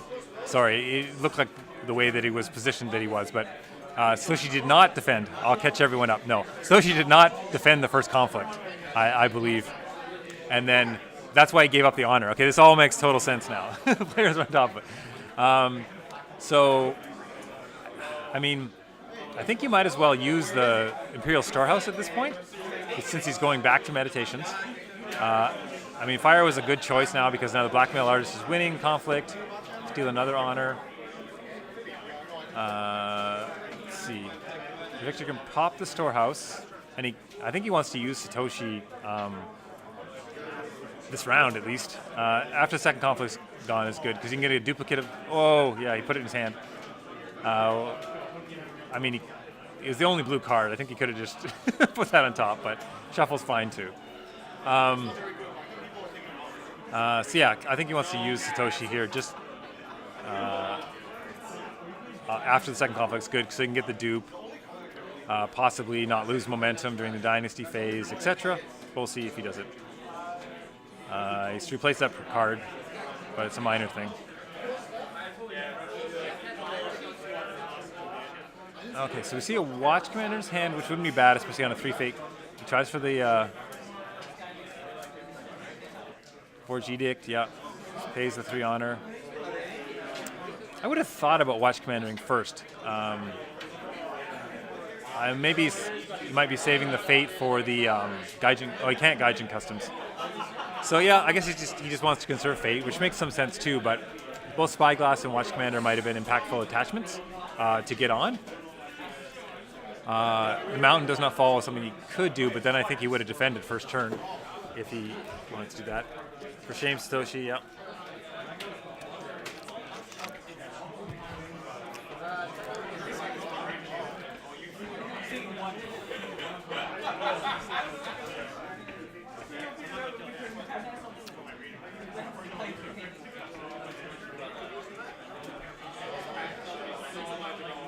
So he's going to, Blackmail Artist is going to steal a card on the pass, steal an honor. And he spies a court. It's not a card you see a lot in Scorpion decks anymore because their conflict deck is so good that it's tough to find the slots, but it obviously hurts when they can steal some cards. So hopefully he doesn't hit the Spyglass. Oh, that's a really good hit because Victor was going to be second player. To lose the Mountain is pretty harsh. And we have an Earth Ring trigger as well. So he's going to lose 3 cards this turn. It's a very heavy card differential at this point. Loses another Assassinate, not the worst loss. Yeah, I don't think he was thinking about playing that anytime soon. I don't think he was really worried about it happening. He had his one chance at Assassinate, got it, Edict. Okay, so we go into next round. I mean, obviously Honor is already kind of becoming something to worry about for Crab. They have the Imperial Favor, but they do have the stronger board, and Scorpion only has 1 extra fate with no breaks. So I think it's relatively even, although, yeah, I mean, a Dishonored Satoshi is not strong. Okay, he goes for the Satoshi. There's the Palace. Oh, that's a good one. That's a good one to hit before the end of the round, because that's going to give him the favor. Borderlands Defender is pretty good in this matchup. So I don't know if I would have overwrit that in favor of just yeah, especially when it's on Meditations. I guess help defend it because Meditations is a farmable province now, but it's farmable. I'm not sure. It's usually you see the Imperial Palace go on like Shameful, maybe defend the wall, etc. Yeah. Snazzy Imperial Favor.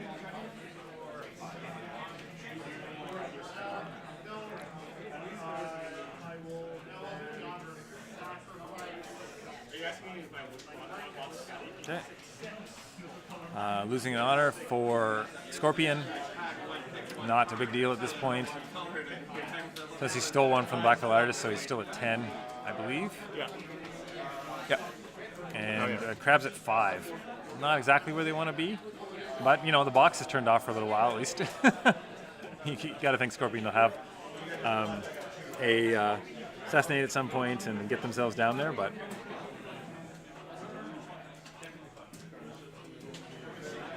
Okay, so I think he got about 8 cards with Satoshi, so he's kind of safe to use it again if he wants. Karada District, I mean, it's good. It's a good counter to calling in favors. So now he's really free to play his attachments. I think we'll see him play a bunch of attachments. But it makes the Hida Guardian +4 is a really nice right now. So it depends how many. If Victor wants to play a lot of attachments, he might, and he's got 2 conflict characters, so he might just buy Hida Guardian and pass. I think that might be what happens. He's only 8 fate. And he's got a lot of 1-cost attachments like Spyglasses, Watch Commander, etc.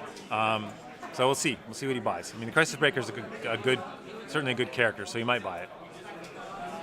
I mean, Fawning Diplomat is a good counter to the Imperial Favor. Not that either clan, I don't think, really cares that much about the Imperial Favor. Outside, it's just natural ability. Zach might have Censures. Some Scorpions do, but some don't. So I think the Favor's not that impactful this game. And buying Fawning Diplomat's not the best because you never want to put Fate on it, really. And charging it is kind of, I think, the preferred option. But he doesn't have a lot of choices. Favorite Niece is pretty good here. He might buy them both. Just for board presence. Yeah, I'd buy this Guardian with 1, I think, just because you might want to keep both those holdings around. I mean, sure, there's a good chance he has Assassinate at this point, but no, he buys it with 0. Okay. And you have no Iron Mine. Yeah, I can see it. So but that might signal he's saving some Fate for Crisis Breaker, because now he doesn't have the passing Fate, so he might go Crisis Breaker. Nope. Oh, he's going to Satoshi for the dupe. Yeah. Okay, now his rebuilds are turned on. Keeper. Yeah, that's 1 keeper. Uh-oh. We're going deep. Oh, boy. 2 keepers. Wow, I think we're past 10, 11. Oh, no. Oh, no. This is really not good. Oh, no, there's Satoshis. Wow, there must be a Satoshi under that Satoshi? Oh, my goodness. Yikes. So now I think he's going to have to play fairly. I mean, obviously can't trigger Satoshi. I'd be curious to see how many are left in his deck. He's going to count. Okay, I think 11. 10, 11. It's not bad. But, it does put you on the clock with only 5 honor because you're probably not going to get any higher. Well, he's got access to 2 keepers, I believe. I thought I saw 3, but I might be wrong. Yeah, so obviously Earth Ring, if he can get off an Earth Ring with that Hida Guardian. Yeah, it's definitely happened to me as well, and that's that Satoshi's really hurts you. Yeah, I mean, losing 5 honor is going to be really rough. I mean, you just have to buy fairly conservatively and try not to take too many breaks. I mean, I think that's still like maybe 3-4 rounds for sure before you're going to run that deck out, but you have rebuilds, so we'll see. But 2 keepers, I mean, can't discount, like, okay, so relieve some of that honor pressure by a low bid. Scorpion had a lot of cards. I'm a little surprised by that bid, but, Scorp has very good cards, so they like to get them in hand. Oh, he's got a Watch Commander, though. That's a pretty big draw. I think he wanted to turn his box on, so he's getting that value every That's turn. true. Yep. You can drag him down with the box. But that Watch Commander will be a big deal. So Victor has 2 Fate. So I expect to see a Spyglass on the Crisis Breaker. I think that'd be pretty powerful. And there's no Shigenja on the other side to cloud you. I think Spyglass on the Crisis Breaker will be pretty solid. We'll see if he does it. I mean, he might want to play the Skirmisher and still have Fate. You could see that, or even the Wayfinder. So he might go against attachments right now, but I think investing in your characters would be a good idea.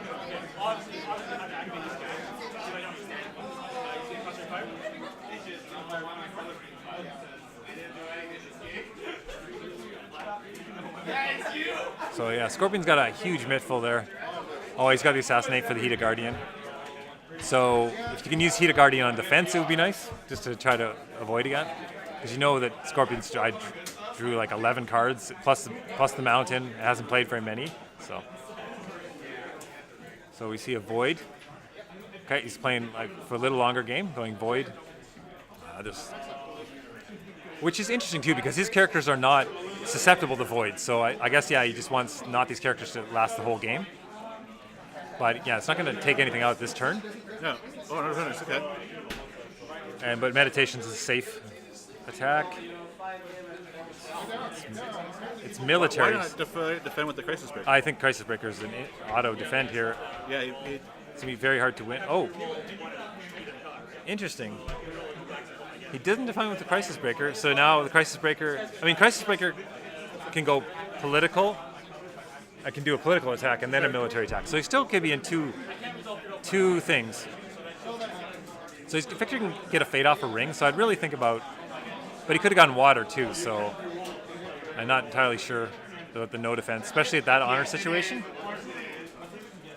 So I wonder if he's thinking about the Spyglass here, because he's safe from calling in favorites. So he definitely wants to do some attachments. Gotta think Fate Worse to Death is going to happen. But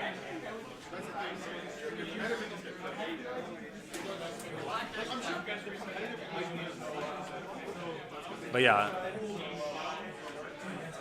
he's got the rebuild for the Iron Mine, so Zach has a lot of fate, so he may be thinking about what else is going to be out there. Yeah, so Victor goes with conflict character. Okay, he's going to take a peek at a province. You have a lot of holdings, but do you rebuild an Iron Mine right here now just to protect against assassination? Like you rebuild one early, maybe? Reveals a pilgrimage under the favored niece there. Which is not a bad attack if you're going Earth to get those keepers, because you don't care necessarily. You'd like to get the trigger, but you don't need it. You just need to win. And a military Earth is, it's going to be hard to stop if you do 2-3 characters. And then you get 2 keepers. I think military Earth with, say, Wayfinder, Breaker, and Guardian on the pilgrimage is not a bad option, because the Blackmail Artist is 0 strength. Yeah. And then you get 2 keepers to replace your characters. We'll see what Victor does. He might also opt for he's got an heir there. He could go heir too, but keepers are very valuable. You might as well get something out of the Satoshi. I still think, is he still thinking about... Crazy, the Spyglass didn't come out? Yeah, he's low on fate, but I think the attachments are worth it. Victor's borrowing my deck. He's not... As a Crab Uni player, I just slam down attachments, windmill those suckers when I get them, but yeah, you do need fate to do things, so I can sort of see it. But now if he does go military, that means the Crisis Breaker really should have been, I think, defended the first conflict. Right. Because, he can go political. Yeah. Oh, no, he flips it. Okay. He could go political. He's a favor. He's a good chance of winning political, too. No, I don't understand the water ring. Bow the Blackmail Artist. But, yeah, it's not a big deal, but... yeah, so I would expect to see the assassination. It's pretty high impact. It's pretty valuable. The Heat of Guardian is pretty big, +4. Yeah, I think one of the things you're not seeing the rebuild is because I don't think he wants to get rid of any of his face down cards. Yeah, he's not going. No, you shuffle it back in. Oh, shuffle it back in. Yeah, so I think a rebuild of Iron Mine would be pretty good here. Way of the Scorpion. Okay. Because he can still use its ability. So it's only costs 1? Yeah, if I was Victor, I'd use it right away. Oh, but he can Fate Worse to Death, the person he uses it on. So I do it on the Wayfinder. Okay. He blanks the Crisis Breaker. Dishonor and loses a Fate. Yeah, so despite, getting a bunch of honor from the bid, he's going to be low again, right? He's going to lose 2. Yeah, it's blank. So Victor is winning. So yeah, it's true because he didn't go Earth. So he has to actually win this conflict to break to get a ring. Earth might have been the way to go. He's winning. He's winning, but he's not going to get the ring trigger. So he's going to get favor points, but he has a palace. So, okay. Oh well, he decides not to invest anymore. That's fine. I mean, it's okay. He can rebuild an Iron Mine for the Crisis Breaker. Does he care about preserving the Crisis? Like, I don't think it's worth saving the Crisis Breaker. I just think he needs characters for next turn. He doesn't have I mean, he's still a good investment for a rebuild. I mean, it's pretty safe. I mean, the Blackmail Artist is a courtier, so the Blackmail Artist can win this political attack, right? Oh, just. Could have more for shames. He could have. Still got a lot of fate. He could even fate worse to death again. So I'd be worried about Scorpion winning this one unopposed. He's going to check out the Karada District. Hits Shameful Display, which is a good hit for Crab. I would imagine seeing a defense here. Although, yeah, if there's a second fate of worse than death on Satoshi, it'd be not a bad thing, especially after he gets Shameful. So, see if Crab defends this. See, he has a skirmisher, but he already did his military attack. Shane? Yeah. Uchimbo can cancel the one side of the Shameful, right? Yes. Yeah. Cancels the effect as long as it's targeted. Yeah. Cancel the whole thing. The whole thing's canceled.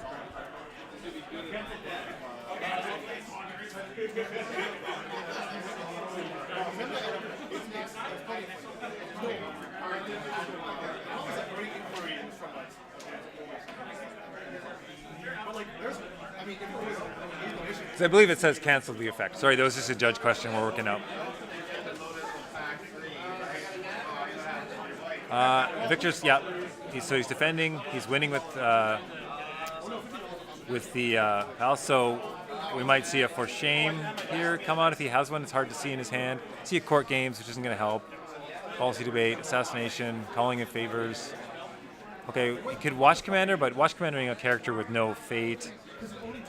Probably not something he really wants to do. He could just pull out of the conflict, but that's not going to help him. He's already declared both his conflicts.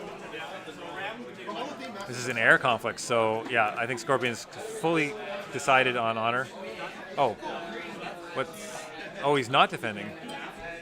Oh, okay, no. He fires off the other fate worse than death.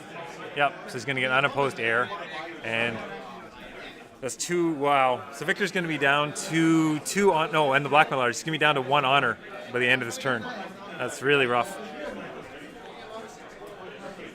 So I think it's an extra reason to rebuild Iron Mine for Crisis Breaker.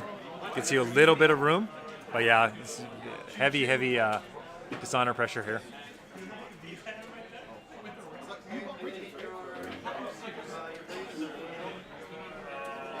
So, if he does rebuild for Iron Mine, he will have a really big board advantage for next turn, which might let him turn it around, take some air rings, fire rings, something. But yeah, Scorpion looks to be in the driver's seat, honor victory-wise here.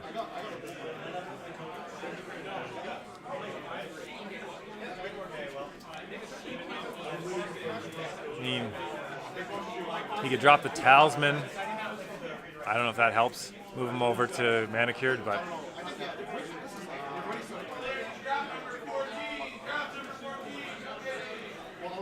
yeah, he's going. Yeah, that's definitely going to be an issue. As we were talking about, maybe rebuilding the Iron Mine to save the Crisis Breaker would be doubly useful. You get the character and you stave off the 1 honor.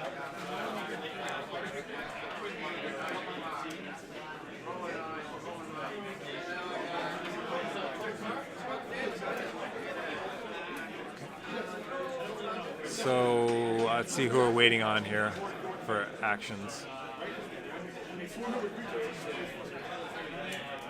Oh, Victor has another Wayfinder in his hand, so he could also choose to fire ring back, but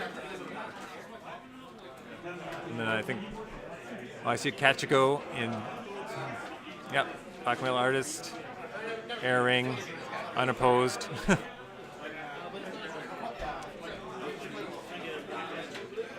Sorry, did you go about that? Yeah.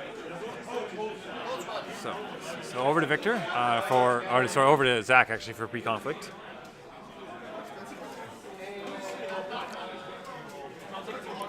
Oh, was there?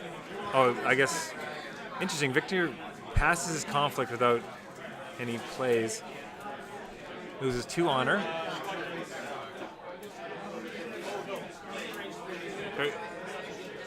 Why did he take the favor?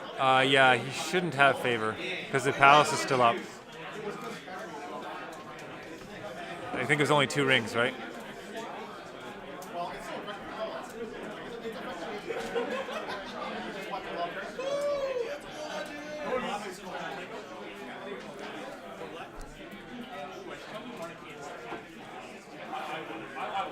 Oh, fawning. Sorry. Yeah.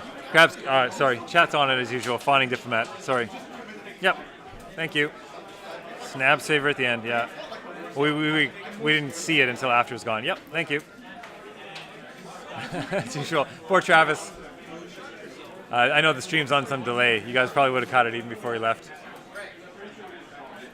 Victor's thinking about whether he keeps the palace. Yeah. Sorry. It's on delay. Is he going to get rid of the palace? Okay. Yeah, I can see that.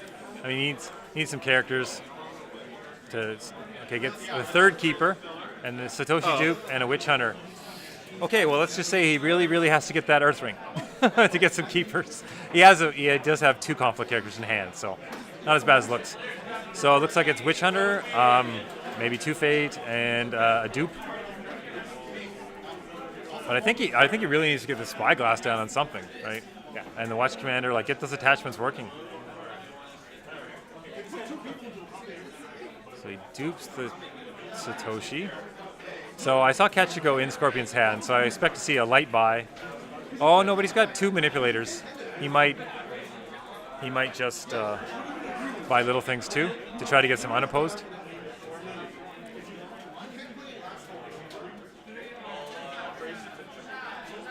Two fate, yeah.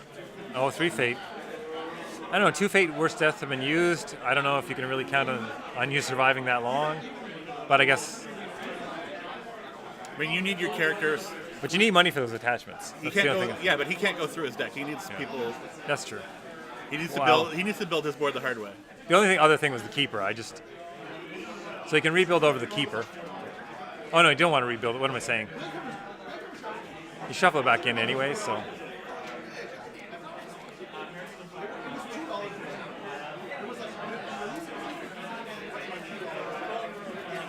Oh, yeah. I mean, you want to go Earth. I think Earth is still better than Air here. Absolutely.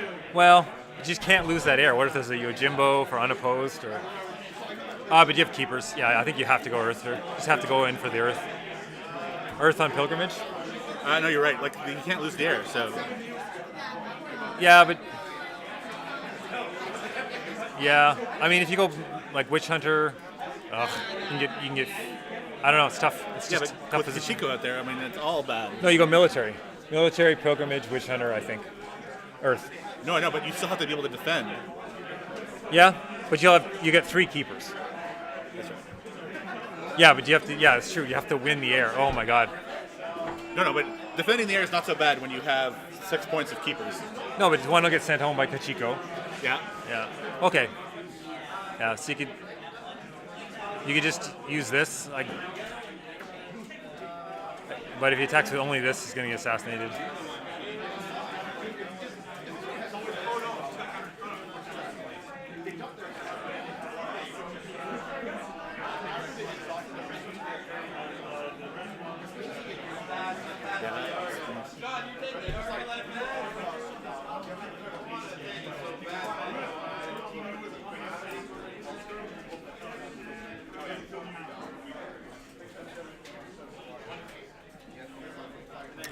Well, he has to attack. I mean, he can't risk Shameful.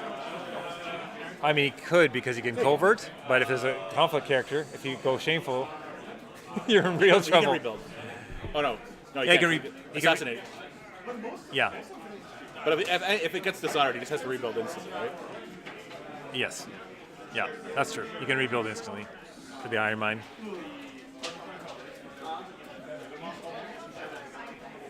It's like, what do you do? Yeah. Yeah, I think 2 characters is right because you can stand the Witch Hunter, hopefully. Earth. Yeah, no, he goes. Yeah, he goes the safer route. He knows which way he could just lose. Yeah, and now you actually have to get the effect, so you can't go pilgrimage, or you don't want to. Well, there you go. 3 fate makes more sense now. Yeah, I don't know if there's other crab players. Yeah, no, crab's in trouble. I agree with chat. Rebuild can be cancelled. Yeah, I think he has 2 in his hand.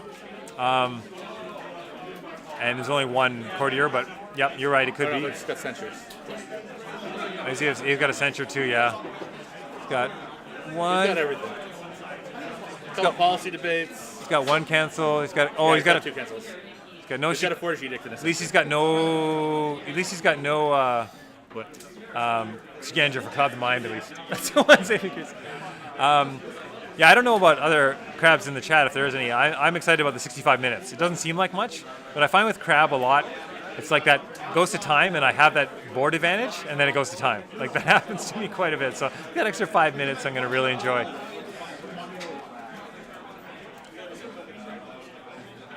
Oh, I think you still have 6 honor, but. Oh, yeah, sorry. Okay, so we'll see. There's obviously no defense. He could drop Kachiko in here, but I don't see why he would. He might just take the loss and then, staves off the. Oh, he's got another fate worse than death. Oh my God, another fate worse than death. No. On the rumor monger. He's targeting, he's wow. He's using the rumor monger to redirect the dishonor. Yeah, and now the assassinate. Now, that's that. Now is Victor going to think about this? Okay. Yeah. Wow, we're gonna see. We can see real masterclass of Scorpion. Yeah. Now the assassinate and game. Okay. Yeah. Really well played by Zach. Dodged it, but it was just he couldn't dodge for very long. Yeah. Dodge. Yeah. Trying to dig yourself out of that hole forever is tough. Because he wouldn't have got the air ring. Political comes back. Tough position. Well, early blackmail artist. I take it back. Did a lot of work. Yeah. Blackmail artist stole 2, I believe. And the fate worse than deaths were really rough. That was all 3, right? Yeah. So thanks, folks, for tuning in today. We're going to be featuring a lot of Legend of the Five Rings on the channel over the next couple months. The second Stronghold event will be happening on May 13th, and we'll be streaming that. The third one will be happening on June 3rd, and the final Showdown event will be happening on June 24th.